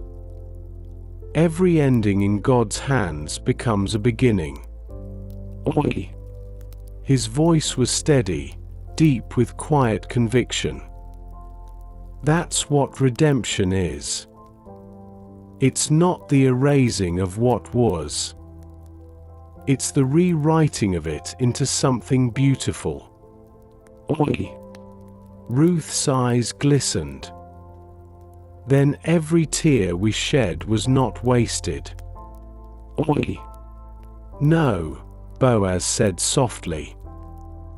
They were water for the seeds of grace. Oi! The lamp burned lower. The flame now a small golden heart in the center of shadow. Naomi stirred slightly in her sleep, murmuring something about the harvest. Boaz smiled and whispered, even in dreams, she tends the fields. Oi! Ruth chuckled quietly. She always will. Her heart was sown into this land long before mine. Oi! They watched as the last bit of oil began to wane. Ruth rose, poured a small amount from the clay jar, and fed the flame again. The light steadied, pushing the darkness back. Boaz watched her hands, graceful and sure. You have become light yourself, he said softly. The Lord's faithfulness shines through you. Oi! Ruth looked at him, her expression tender. Then may we always burn like this lamp. Not bright with pride, but steady with grace. Oi! Boaz nodded. And when our light fades, may it kindle others. Oi! She smiled. It already has. Through this child. Through the faith we've lived. Through the mercy we've received. Oi! Her voice softened further. It will continue. Even when we are gone, the story will remain. Oi! The two of them sat in silence again. The house breathed around them. The faint sound of Naomi's sighs, the quiet whisper of wind pressing against the walls, the tiny heartbeat of Obed sleeping nearby. It all felt eternal. Ruth lifted her eyes toward the open window. The stars stretched endless above. She thought of the God of Abraham, Isaac, and Jacob, and now, somehow, her God too. She thought of how he had written her into his covenant, though she had come from far away. How he had turned a foreigner into a daughter, a widow into a mother, a stranger into a thread in his divine tapestry. Tears welled softly in her eyes. Not of sadness, but of wonder. You are faithful, she whispered once more, barely audible. From beginning to end. And your mercy has no end. Oi! The lamp flame danced, flickering like a heartbeat.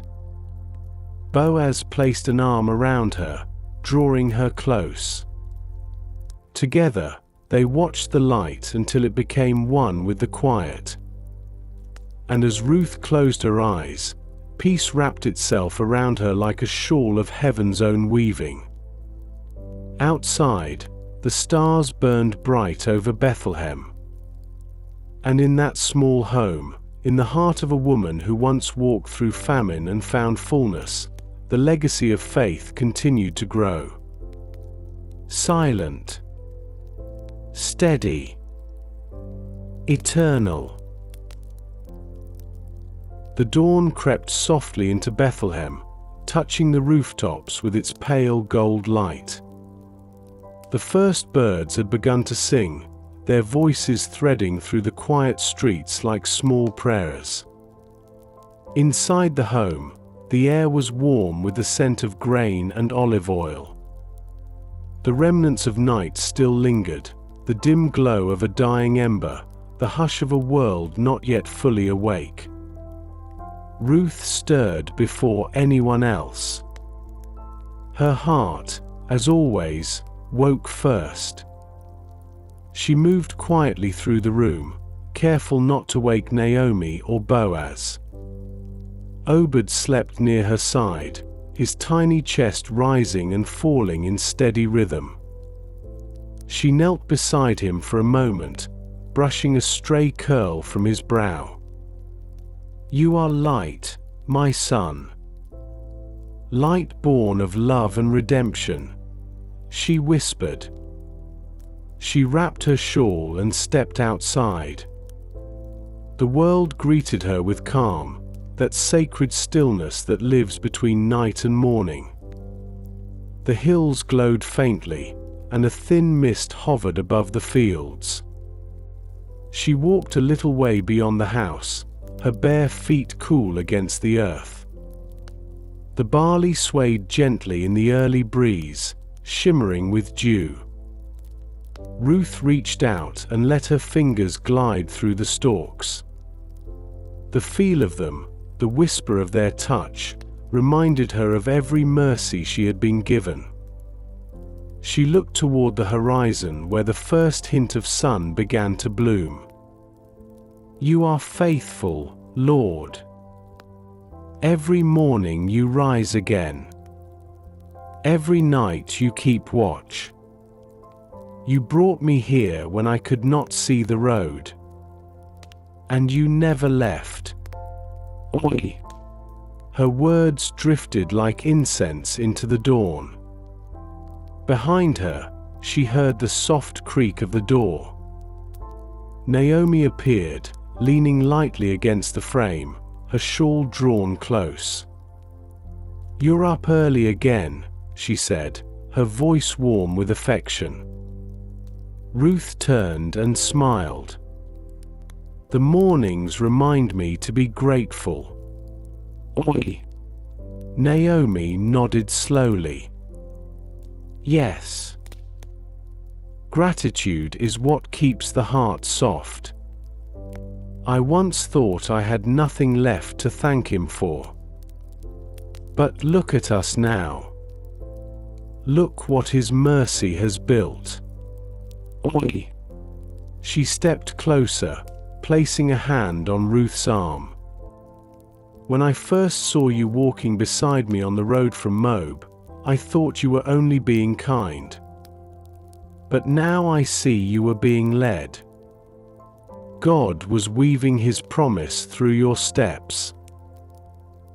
Ruth's eyes glistened. "And he was weaving through yours, too. You gave me courage when I had none. You gave me faith when mine was still learning to breathe." Naomi smiled softly. "Faith grows best in shared soil, my daughter. What one plants, the other waters. That is how God multiplies grace." Oi! The two women stood side by side, their faces turned toward the light. The sun rose, spilling warmth across the fields. It lit the walls of the house, the trees, the path that led back toward the city gate. Naomi sighed deeply, a sound of contentment. "Do you know, Ruth? When I first returned to Bethlehem, I asked to be called Mara, bitter. But now, when I hear my name again, I hear it restored. Naomi, pleasant. The Lord has made me pleasant again." Oi! Ruth took her hand gently. "He has made us both new." Oi. Naomi nodded. Yes. He restores through love, through faithfulness, through those who choose to stay. Oi. Later that morning, Boaz joined them in the fields. His voice carried softly through the air as he greeted them. You rise with the sun, he said with a smile. Perhaps that is why our home is always full of light. Oi. Naomi laughed quietly. It is the light of two faithful women, Boaz, and one small promise who sleeps within our walls. Oi. Boaz's gaze softened as he looked toward the house. A promise born from grace, he said quietly. Ruth looked across the horizon. Sometimes, she said, I think of all the stories the Lord is writing through people like us. Stories that will outlive our days. We only see a single page, but He holds the whole book. Oi. Boaz nodded. And He writes with mercy. Even the lines we thought were mistakes become part of His design. Oi. They walked back together, the morning brightening around them. The air was filled with the sounds of life, the bleating of goats in distant pens, the laughter of children, the faint ringing of hammers from the workshops near the city gate. Bethlehem was alive with the pulse of morning, and Ruth's heart matched its rhythm.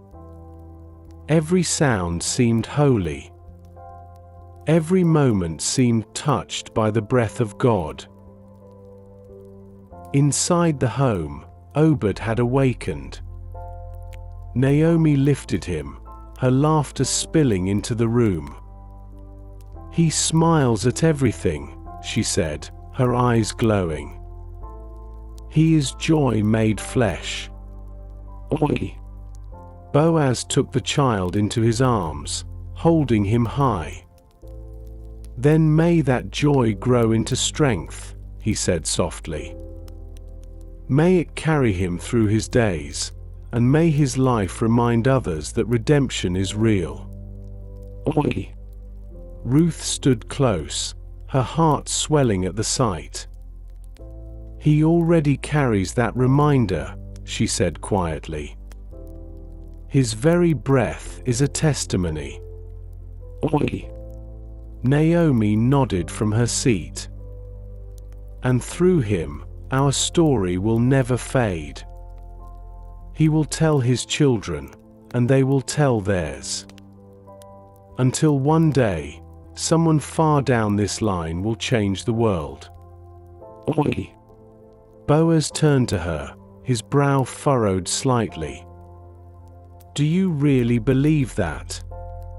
Oi. Naomi smiled knowingly. Yes.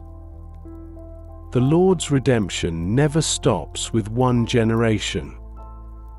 It flows like a river, carrying His promise forward. Oi. Ruth looked again toward the doorway. The sunlight streamed in, and for a moment it touched all three of them, Boaz, Naomi, and herself. It felt like a blessing, like heaven leaning close. Then let His promise flow through us, she whispered. Through every act of love, every quiet faith, until all who come after us know what He has done. Oi. Outside, the wind moved through the fields again, soft and low. The same song it had carried since the beginning.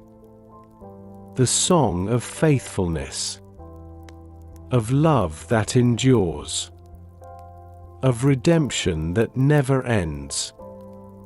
And inside the little house of Bethlehem, The family that once began in famine now lived in fullness. The story of Ruth, her loyalty, her courage, her trust, continued to shine. Not as a story that ended, but as one that had only just begun. The afternoon sun hung low, painting the sky in soft strokes of amber and rose. The warmth of the day wrapped gently around Bethlehem, settling over the hills and fields like a blessing that refused to fade. Inside the small home, the scent of freshly baked bread mingled with the sweetness of crushed grain. Naomi sat near the open doorway, her spindle resting in her lap, her gaze distant but peaceful. Ruth knelt nearby, washing small clay bowls in a basin of cool water. Each movement slow, rhythmic. The kind of quiet work that calms the soul. Obed slept soundly in his cradle, a soft breeze brushing over his cheeks. His tiny breaths rose and fell like the gentlest tide. Boaz entered from outside, his robe dusty from the field, his hands rough from labor. Yet his eyes, as always, carried that same light, steady, kind, unwavering. He paused in the doorway, watching the two women. Naomi's silver hair glowed in the sunlight. Ruth's dark curls fell loose as she bent over the basin. For a long moment, he said nothing. He simply breathed in the quiet beauty of his home. A home that had been built not by wealth or power, but by love and endurance. Ruth looked up and smiled softly. "The day has been long," she said. "You must be tired." "Oi." Boaz stepped closer, shaking his head. "I am at peace. The field is full. The workers are content. And the Lord's hand has not ceased to bless us." "Oi." Naomi looked up from her spindle, her eyes twinkling. "You speak as if the Lord's blessing were a thing that comes and goes. It has always been here, my son. Only our eyes learn to see it." "Oi." Boaz chuckled gently. "Then perhaps my eyes have finally learned. Thanks to both of you." "Oi." Ruth smiled. "And thanks to the Lord who led us all here. From such different roads. Into the same grace." "Oi." Naomi nodded. "Grace is the meeting place of all who trust. It gathers the lost, the broken, the weary, and gives them rest." "Oi." The words settled like a prayer in the quiet room. Ruth wrung out the cloth, her hands glistening with water. She watched the light play upon her fingers. It reminded her of that first moment in the field, when sunlight had broken through the clouds, falling on the barley, falling on her. She hadn't known it then, but it had been the beginning of everything. Boaz sat near the cradle, watching his son sleep. "He has your calm," he said softly. Ruth smiled. "And your steadfastness." "Oi." Naomi laughed gently. "Then he will need both.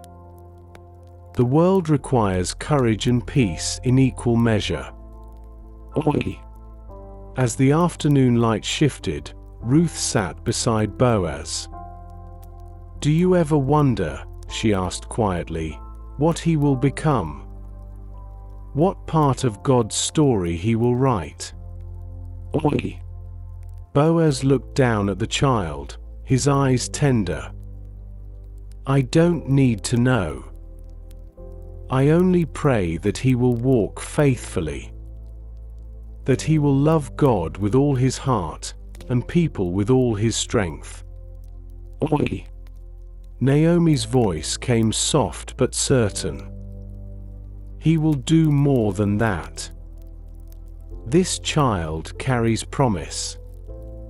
He is part of something far beyond what we see. Oi! Her tone carried a quiet knowing, the kind born of walking long years with God. Ruth looked at her, her brow faintly furrowed. What do you mean? Oi! Naomi smiled, her eyes glistening in the fading light. Every story of faith births another. Each act of loyalty becomes a seed for the future. From this house will come kings, and from those kings will come the Redeemer himself, the one who will restore all of creation. Ruth's breath caught. She looked from Naomi to Boaz, and then back to the sleeping child. From him, she whispered. Naomi nodded gently. Yes. From this little one. From the womb of redemption will come the light of the world. The room fell still. The only sound was the soft breath of the child and the rustle of the barley outside the window. Ruth felt her heart swell with awe. She could not grasp the fullness of such a promise, but she felt it, deep and sure, like roots anchoring her soul. The same God who had led her from emptiness to abundance was now writing his eternal story through her child. Boaz placed a hand over Obed's cradle. Then let this house be holy ground, he said softly. For what God begins here will never end. Oi! Naomi closed her eyes, whispering, Blessed be the name of the Lord. His mercy endures forever. Oi! Ruth leaned forward and kissed the child's forehead. Then let his mercy live through us, she whispered. Through every kindness, every choice, every quiet act of faith. Oi! The light of the sun softened into gold, then faded to amber, then to twilight. The house glowed in its warmth. 3 generations gathered under one promise. Outside, the wind moved through the barley again, carrying the sound of peace. Ruth sat back, the stillness of evening settling into her bones. She looked toward the window and watched the first star appear. Its faint light shimmered, small yet steady. Like her own journey. Like the faith that had guided her through famine, through loss, through uncertainty. She breathed deeply, her heart full. You have been faithful, Lord, she whispered again. From the first step to the last. From dust to redemption. From Ruth to all who will come after. Oi! And in the gentle hush of twilight, her words felt carried. As if heaven itself was listening. As if God smiled upon his servant and said, Yes. I was faithful. And I will be faithful still. The evening deepened into stillness, that sacred hush that settles when day and night change hands. The sky stretched wide and endless over Bethlehem, stars blooming one by one, slow, deliberate, eternal. The warmth of the sun lingered faintly on the stones, and the wind moved softly through the olive trees, carrying with it the scent of grain, oil, and the memory of prayer. Inside, the little home glowed with the quiet light of an oil lamp. Ruth sat near the cradle, humming gently, her voice no louder than a breath. Obed's tiny fingers clutched the edge of her shawl as he drifted to sleep. Boaz leaned near the doorway, his hands resting against the frame, his gaze peaceful. Naomi sat in her chair beside the hearth, her eyes half closed, the rhythm of Ruth's song soothing even her weary heart. There was peace, not just in the air, but in the very bones of the home. A peace built from years of faith, sorrow, waiting, and redemption. Ruth lifted her gaze toward Naomi, who smiled faintly without opening her eyes. "You sing the way the earth breathes," she whispered. "Soft, steady, faithful." Ruth smiled. "The song belongs to him. I only carry it for a while." "Oi." Naomi nodded. "Yes. That is what all of us do. We carry what he gives, for as long as he wills." "Oi." Her voice softened. "But few carry it with such grace, my daughter." "Oi." Ruth's eyes glistened, but she did not speak. She only looked at her son, at his small rise and fall, at the perfect peace written upon his face. For in that tiny breath, she saw all the promises of God, alive, growing, waiting. Boaz stepped forward, his shadow long in the lamplight. He knelt beside Ruth and looked into the cradle. "He sleeps like he knows he is loved," he said quietly. Ruth smiled. "Perhaps he does. Or perhaps he feels the love that has surrounded him since before he was born." Boaz nodded. "The love that called you to stay.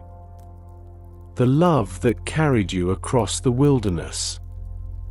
The love that brought us here." "Oi." Naomi stirred, her eyes opening.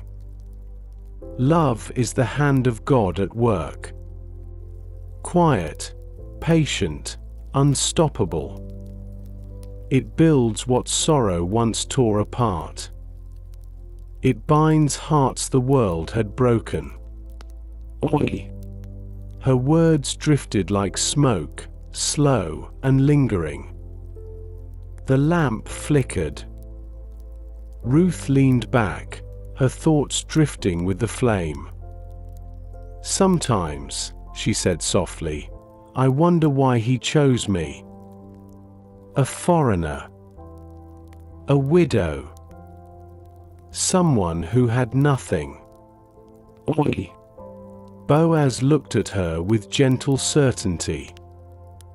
"He chose you because you were willing to trust him when everything else was gone. You did not see yourself as unworthy. You saw him as enough. And that is all faith ever is." "Oi." Naomi smiled, her eyes glistening in the lamplight. "The Lord does not measure by status or birth. He measures by devotion. You gave all you had, and so he gave you all you needed." "Oi." Ruth's heart swelled with quiet gratitude. She whispered, almost to herself, "Then may I never forget what emptiness taught me. That God fills only what is open to him." "Oi." Boaz placed his hand over hers. "You will not forget. You will teach it. Through the life of this child." through the generations that will follow.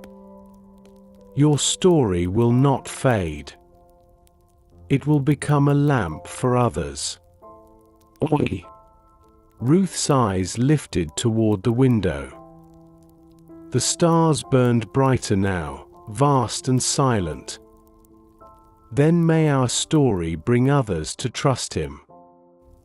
May those who come after us learn that His mercy never ends. Oi! Naomi's voice trembled with quiet joy. They will learn. They will tell your name alongside His faithfulness. And one day, from this very line, the whole world will know His salvation. Oi! Ruth turned to her, her eyes wide, her heart still. You speak with such certainty. Oi!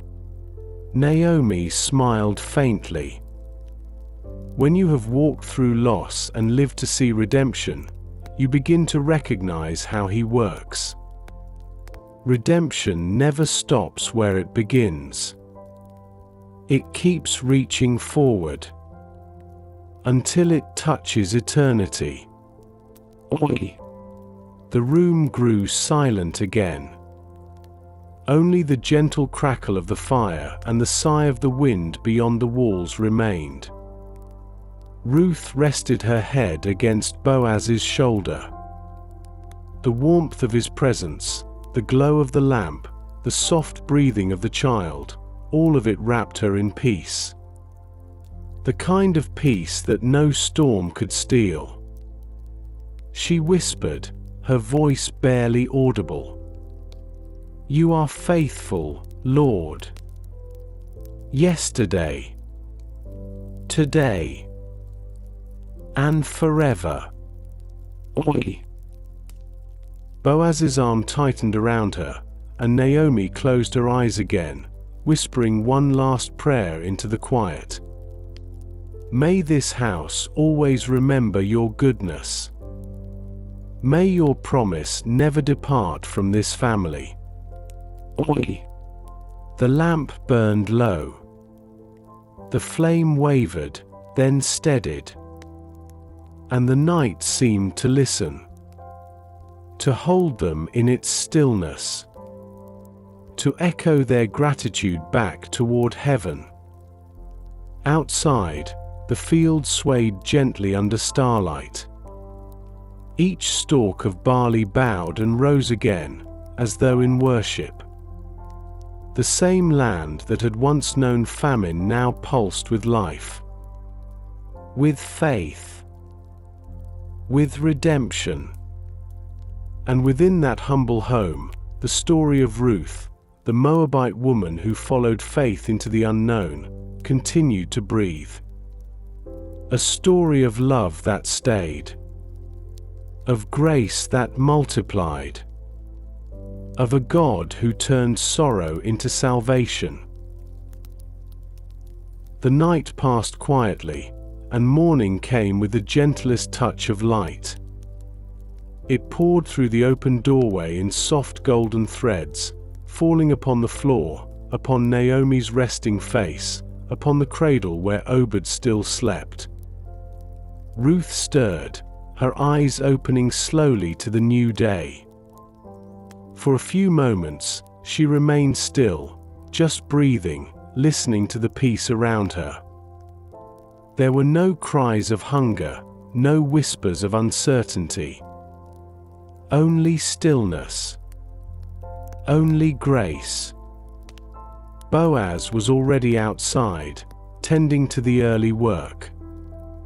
She could hear the steady rhythm of his footsteps, the sound of tools moving in the field. Ruth smiled faintly. She loved that sound, the sound of faithfulness lived, not spoken. The sound of love turned into labor. Naomi awoke soon after, stretching her hands toward the light. "The Lord has given us another day," she murmured softly. "Another chance to remember His mercy." Oi! Ruth nodded, her voice gentle.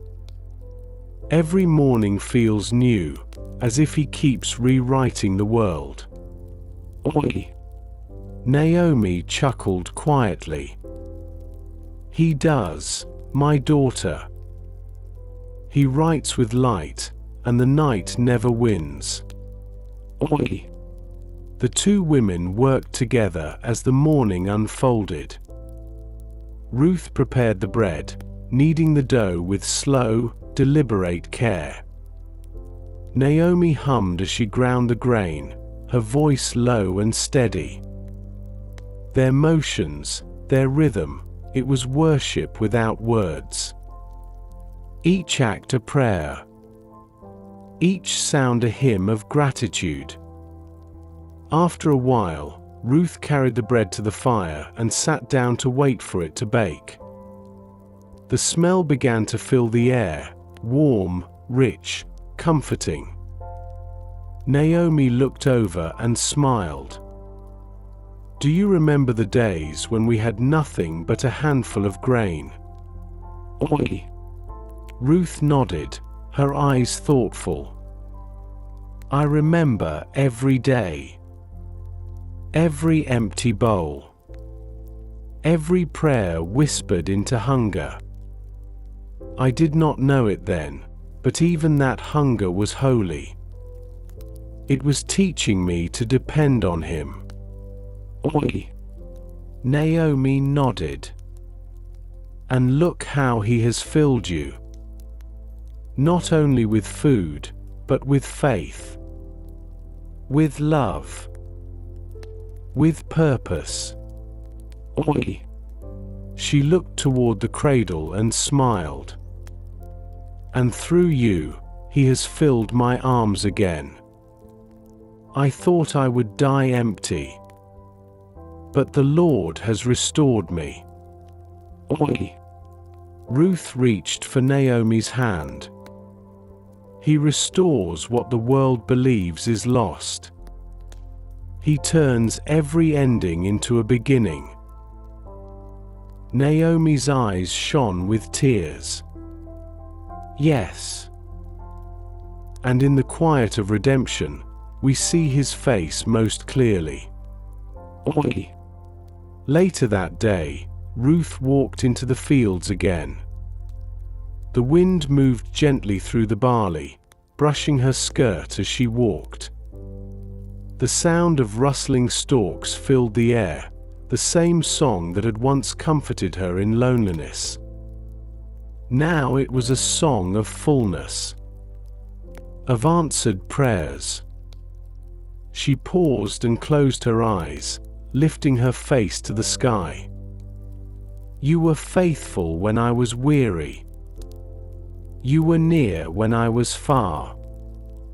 You have carried me every step. Oi!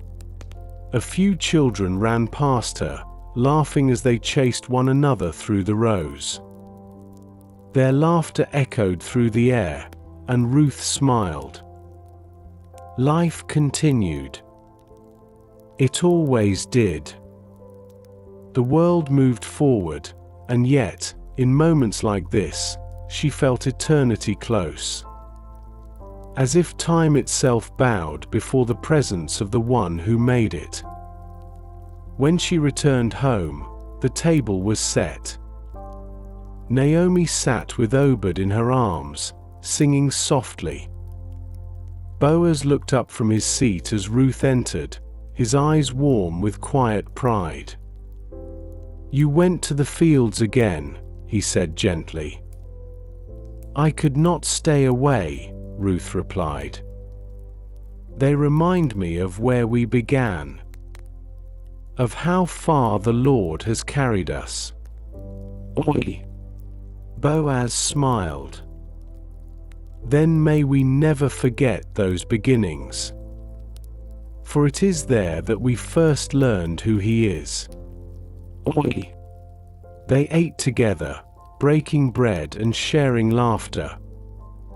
It was a simple meal, but sacred in its simplicity. Every bite tasted like thanksgiving. Every breath felt like a blessing. After the meal, Naomi placed Obed in Ruth's arms and said softly, "You know, my daughter, when I look at him, I see more than a child. I see redemption made visible. I see proof that the Lord does not forget his people." Oi! Ruth kissed her son's forehead. Then may he grow to remind others of that same truth. That no one is beyond his mercy. Oi! The day began to fade. The sun sank low behind the hills, and the light turned soft and golden. Ruth stepped outside, carrying the child. She looked toward the horizon, the same direction she had once come from years ago. Moab lay far beyond those hills. Yet she felt no longing to return. Only gratitude for the road that had led her here. She whispered into the quiet air, "You have made this place my home. You have turned my sorrow into strength, my wandering into purpose." The wind moved through her hair, gentle and cool, as if answering her prayer. Boaz joined her, standing beside her in silence. His hand rested lightly on her shoulder. Together, they watched the sun disappear, leaving behind a sky full of promise. Naomi's voice floated softly from within the house, humming the same tune she had sung when they first returned to Bethlehem.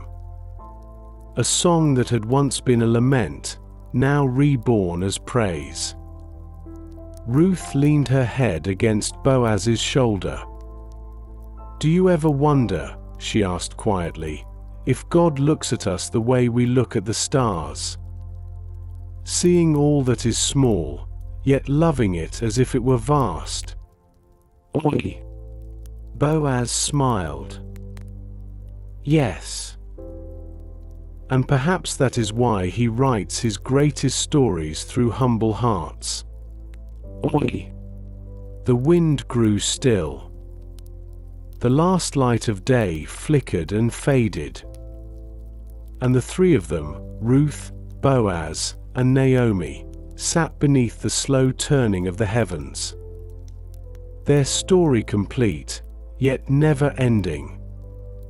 A story that would carry forward through the years, through the bloodline of kings, until grace itself took flesh in Bethlehem once more. Ruth held her son close. "You are part of something far greater," she whispered. "And so am I. So are we all." The night descended gently. And in that small corner of the world, faith rested, alive, breathing, eternal. The stars shimmered above Bethlehem, vast and endless, their quiet light bathing the sleeping town in silver calm. The night was deep, but it carried no fear, only peace. The kind of peace that comes when a story has found its rest. Inside the little house, the lamp burned low, its golden glow wrapping the room in warmth. Naomi slept near the hearth, her breathing slow and even. Boaz rested by the doorway, his head bowed in silent prayer. And Ruth, she sat beside her child, her hands folded over his small blanket. The sound of Obed's soft breathing filled the quiet like music. Her heart was full, not with pride, but with reverence. She looked at his tiny face and whispered, "You will grow, my son. You will learn to walk these fields that were once our hunger.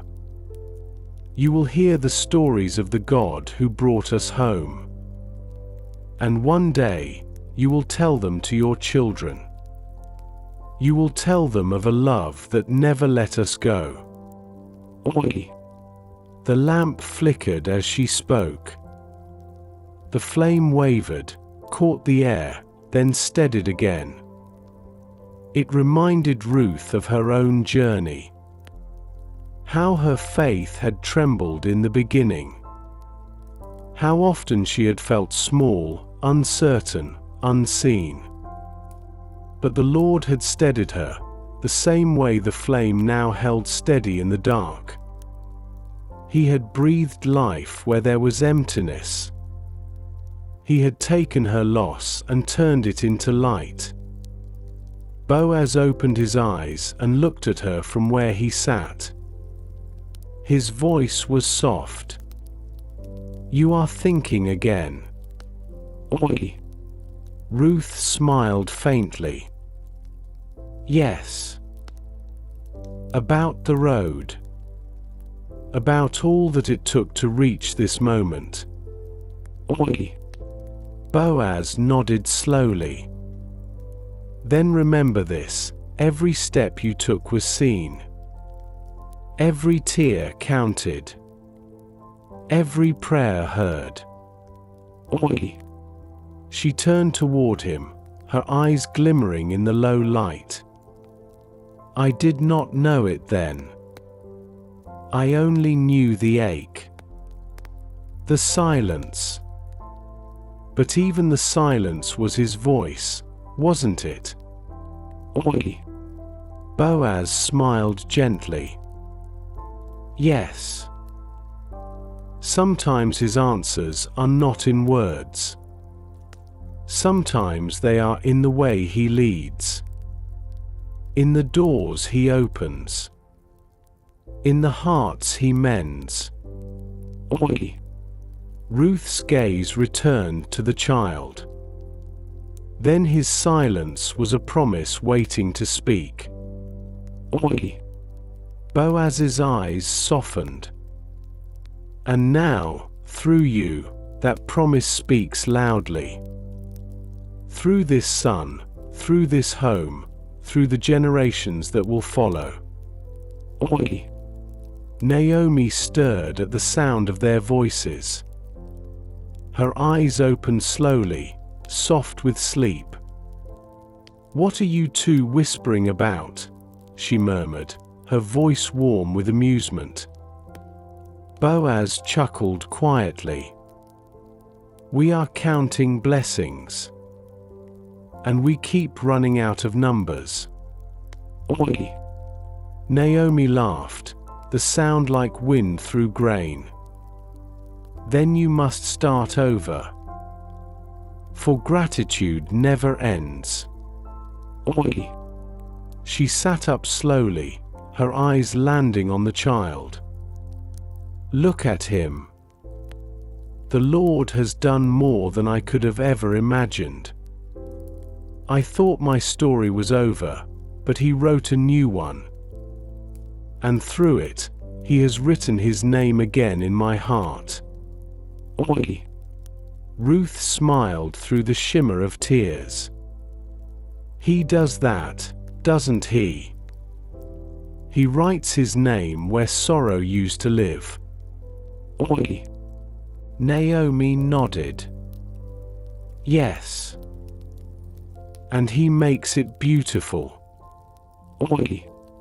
The three of them sat together in the hush of night, the lamp flickering beside them. Outside, the field swayed gently under the starlight. The same fields that once held the sweat of Ruth's hands now glowed with abundance. It was as if the land itself had learned gratitude. Every grain, every stone, every breath of wind seemed to whisper, "The Lord is faithful." Naomi's voice broke the silence softly. You know, my daughter, when people speak of you in the days to come, they will say, Ruth the Moabite, who loved beyond borders, who followed faith into the unknown, who became the mother of kings. Oi! and they will remember that love can build nations, that kindness can redeem the broken. Oi! Ruth bowed her head humbly. If they remember me at all, let it only be for this: that I trusted the Lord and He was enough. Oi! Boaz reached for her hand, his eyes glistening. That is all any of us could hope for. Oi! Naomi looked toward the window, her voice quiet. The Lord has blessed us in this lifetime, but His story will reach far beyond ours. I do not know how, but I feel it. Through this child, His light will one day return to Bethlehem, greater than before. Ruth followed her gaze to the stars. They seemed to shimmer brighter as Naomi spoke, as though heaven itself was listening. Then may this home always be ready to receive that light, Ruth whispered. May our hearts stay open. May our faith remain steady. May our story make room for His. Oi! Boaz nodded slowly. The same God who redeemed our days will redeem the world. His promise is too vast for one family, yet He allows it to begin in homes like ours. In the quiet, in the ordinary, in love that endures. Oi! The lamp flickered once more. Naomi closed her eyes, her lips moving in silent prayer. Ruth leaned over the cradle, her hand resting gently on Obed's chest. His heartbeat was strong, sure, a rhythm that seemed to echo the heartbeat of God Himself. Faithful, steady, eternal.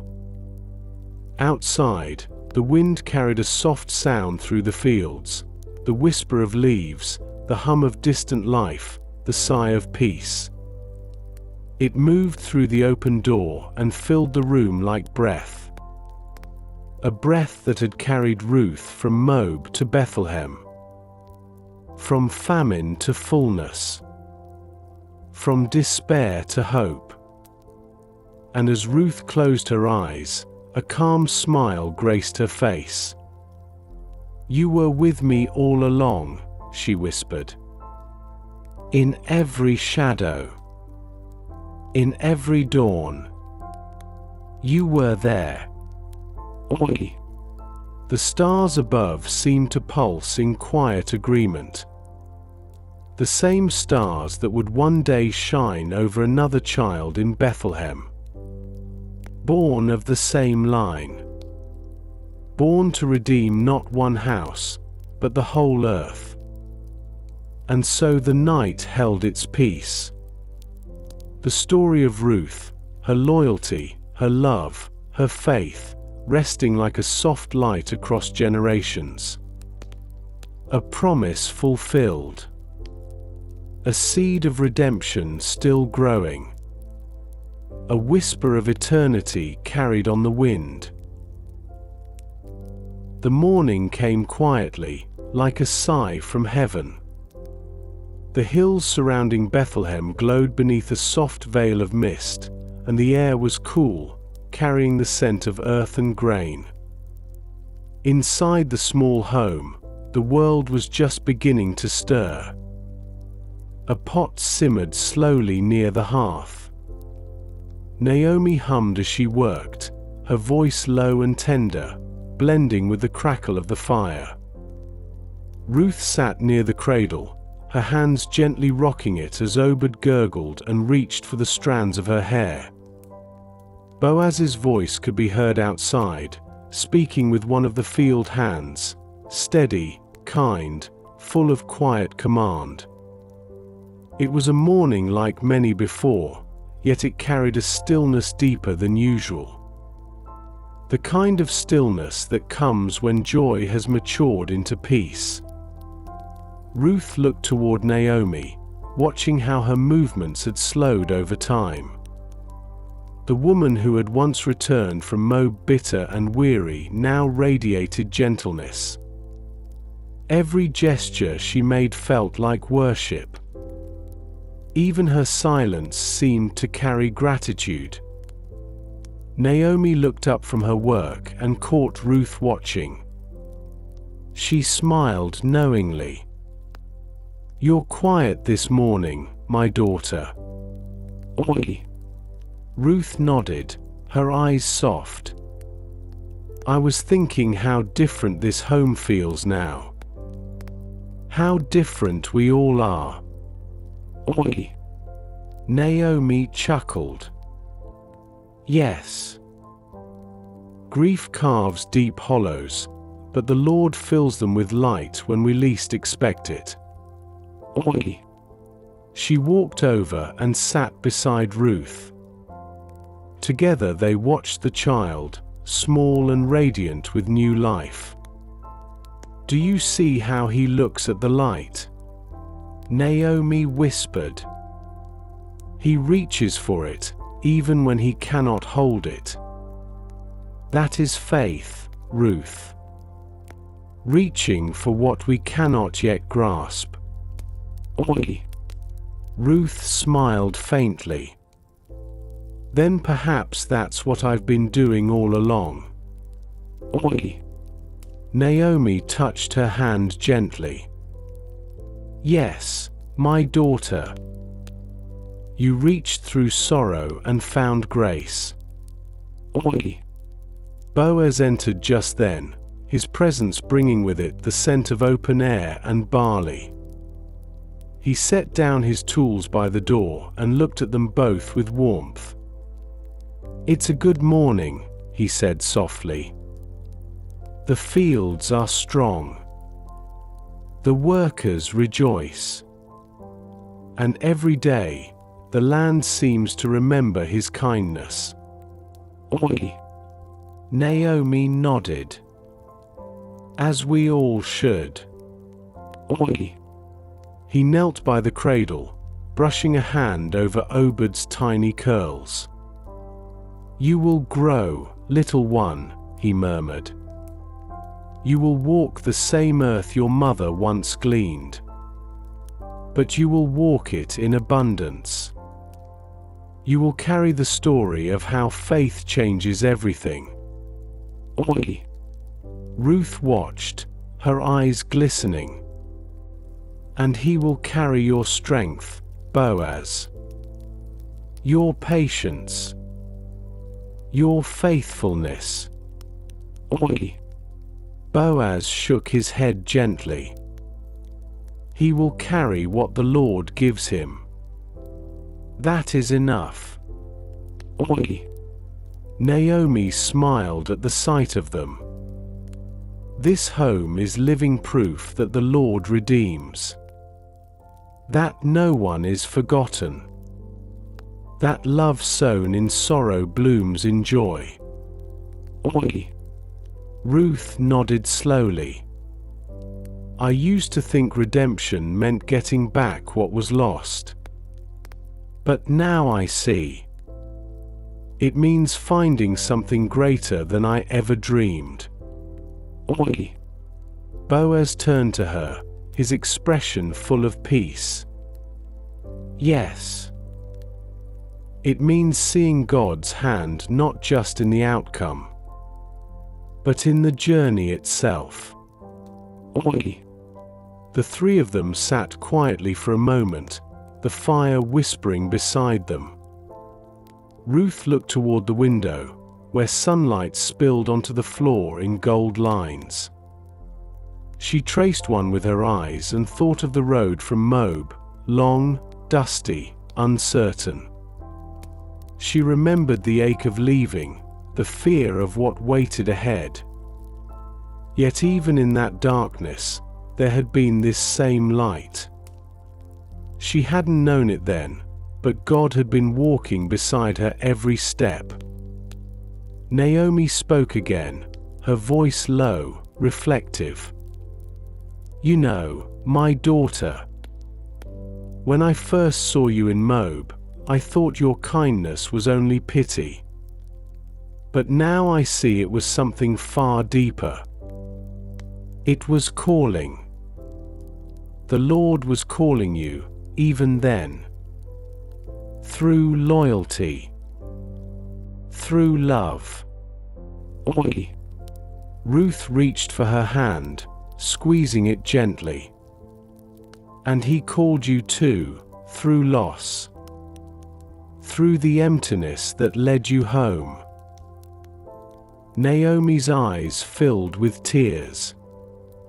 "Yes. And through you, he has given me life again." Oi! The light shifted slowly as the day passed. Boaz went out once more to oversee the fields, and Ruth spent the afternoon weaving a small blanket, her fingers moving with patient devotion.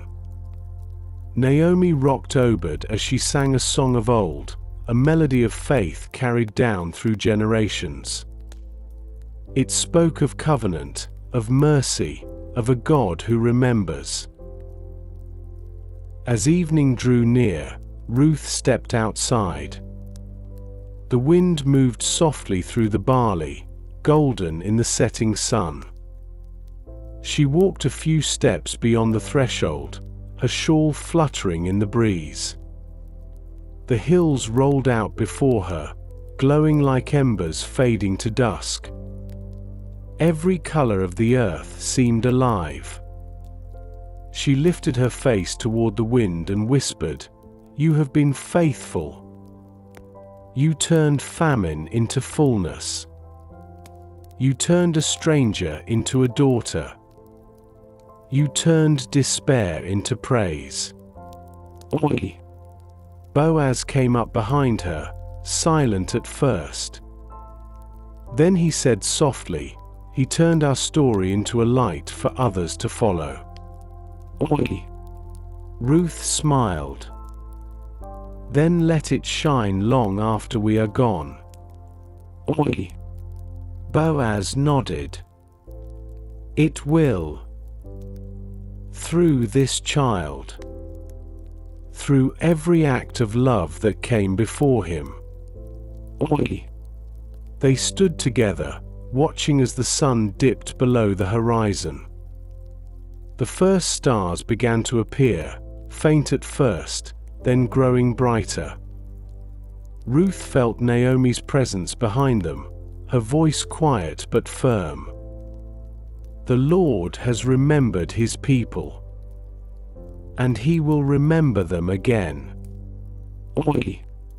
The words hung in the air like a prophecy, glowing with truth.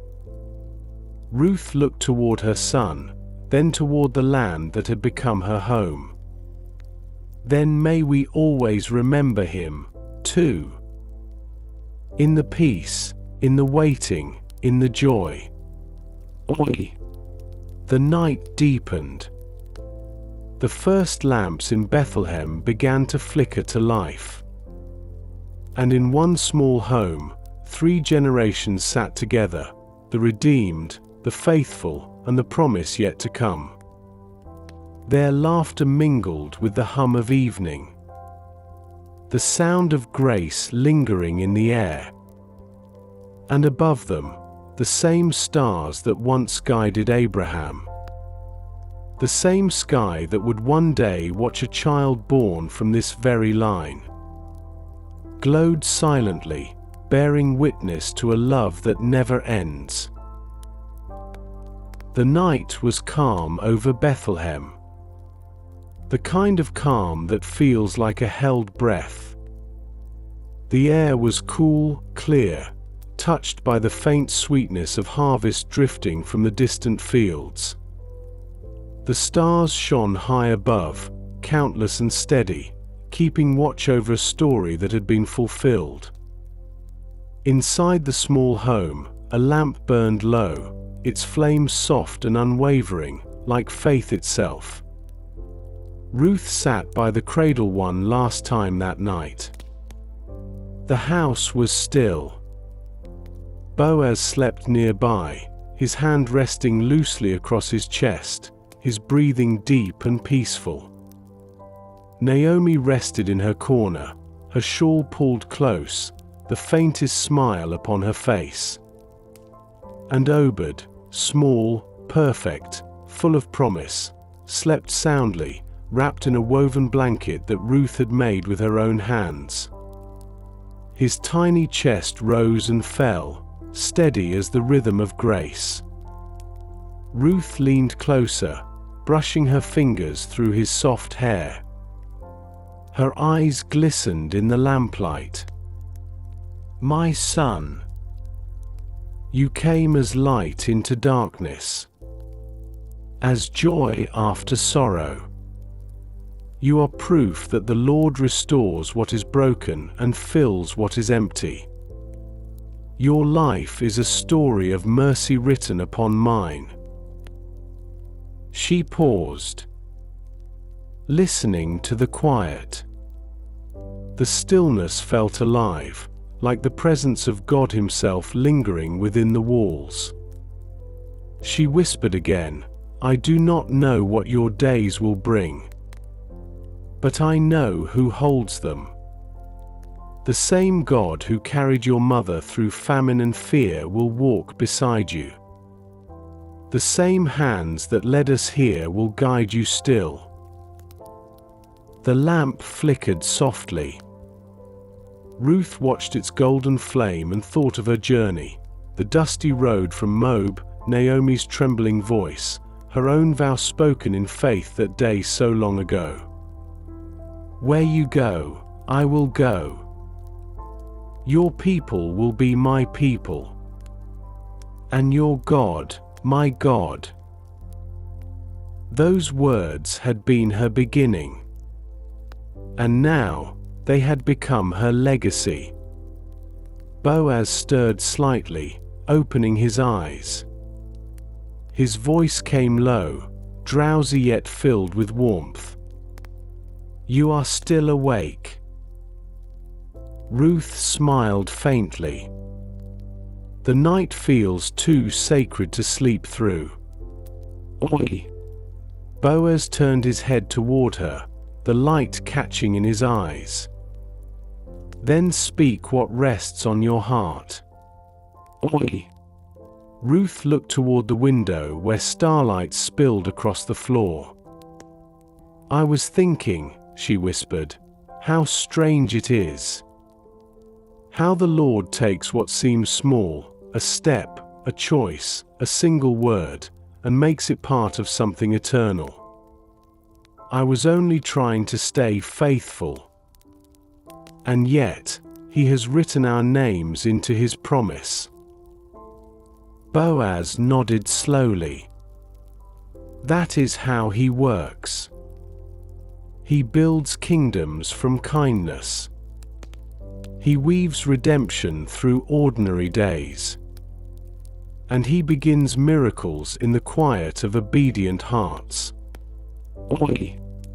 Naomi stirred from her rest, her eyes opening gently. "You speak truth, my children. His miracles are quiet. They do not shout. They arrive like dawn, slow and certain. And when they come, the world is never the same." "Oi!" Ruth smiled at her, her eyes soft with love. "You once thought your story had ended, Mother. But the Lord had only paused the chapter. Look at all He has done." "Oi!" Naomi reached for Ruth's hand, her touch trembling but full of strength. "He never ends a story in sorrow. He always ends it in redemption." "Oi!" The three of them sat together in that stillness. The flame swayed once, then steadied. Outside, the wind passed gently through the barley fields. It carried a sound, the same ancient whisper that had followed Ruth since she first stepped onto that soil. The whisper of faith, of love that endures, of a promise that never dies. Ruth lifted Obed from his cradle and held him close. His small weight against her chest felt like the whole world resting in her arms. "You will walk in fields I once gleaned," she whispered. "You will laugh where I once wept. And from your line will come a Redeemer greater than all. The one who will turn every sorrow into song." Oi! Naomi's eyes filled with quiet wonder. "Then our story will live forever. It will live in him." Oi! Boaz stood and placed his hand upon the child's head. "Then let this be our prayer," he said softly. "That our home, our hearts, will remain open to his purpose. That what he began in us will never end." Oi! The room glowed faintly now, touched by the first hint of dawn. The stars faded, one by one, as the horizon began to pale. The light of a new day crept into the home, slow, golden, full of promise. Ruth looked out toward the hills. The same hills she had once crossed in sorrow. Now they shimmered in the light of fulfillment. Every shadow had given way to morning. She turned to Naomi and Boaz, her voice soft but certain. He was faithful through every season. Through loss and labor, through silence and song. And he will be faithful still. Oi! Boaz smiled, resting his hand gently upon her shoulder. Then let us rest in that truth. For the God who redeemed us will redeem all things. Oi! Ruth closed her eyes, breathing deeply. The scent of bread baking in the hearth, the warmth of the rising sun, the sound of Obed's soft breath, all of it wrapped her in peace. The story that began in famine had ended in fullness. The life that began in sorrow had become a hymn of grace. And as morning broke fully over Bethlehem, the little house seemed to shine. Not with gold, but with the quiet light of faith. The light that would one day guide shepherds to another child. Another Redeemer born from this same line. The wind carried the last whisper through the open doorway. Faithfulness never fades. Love never ends. Redemption never fails. And Ruth smiled through tears, whispering her final prayer into the dawn. "You were faithful, Lord, from beginning to end, and forevermore."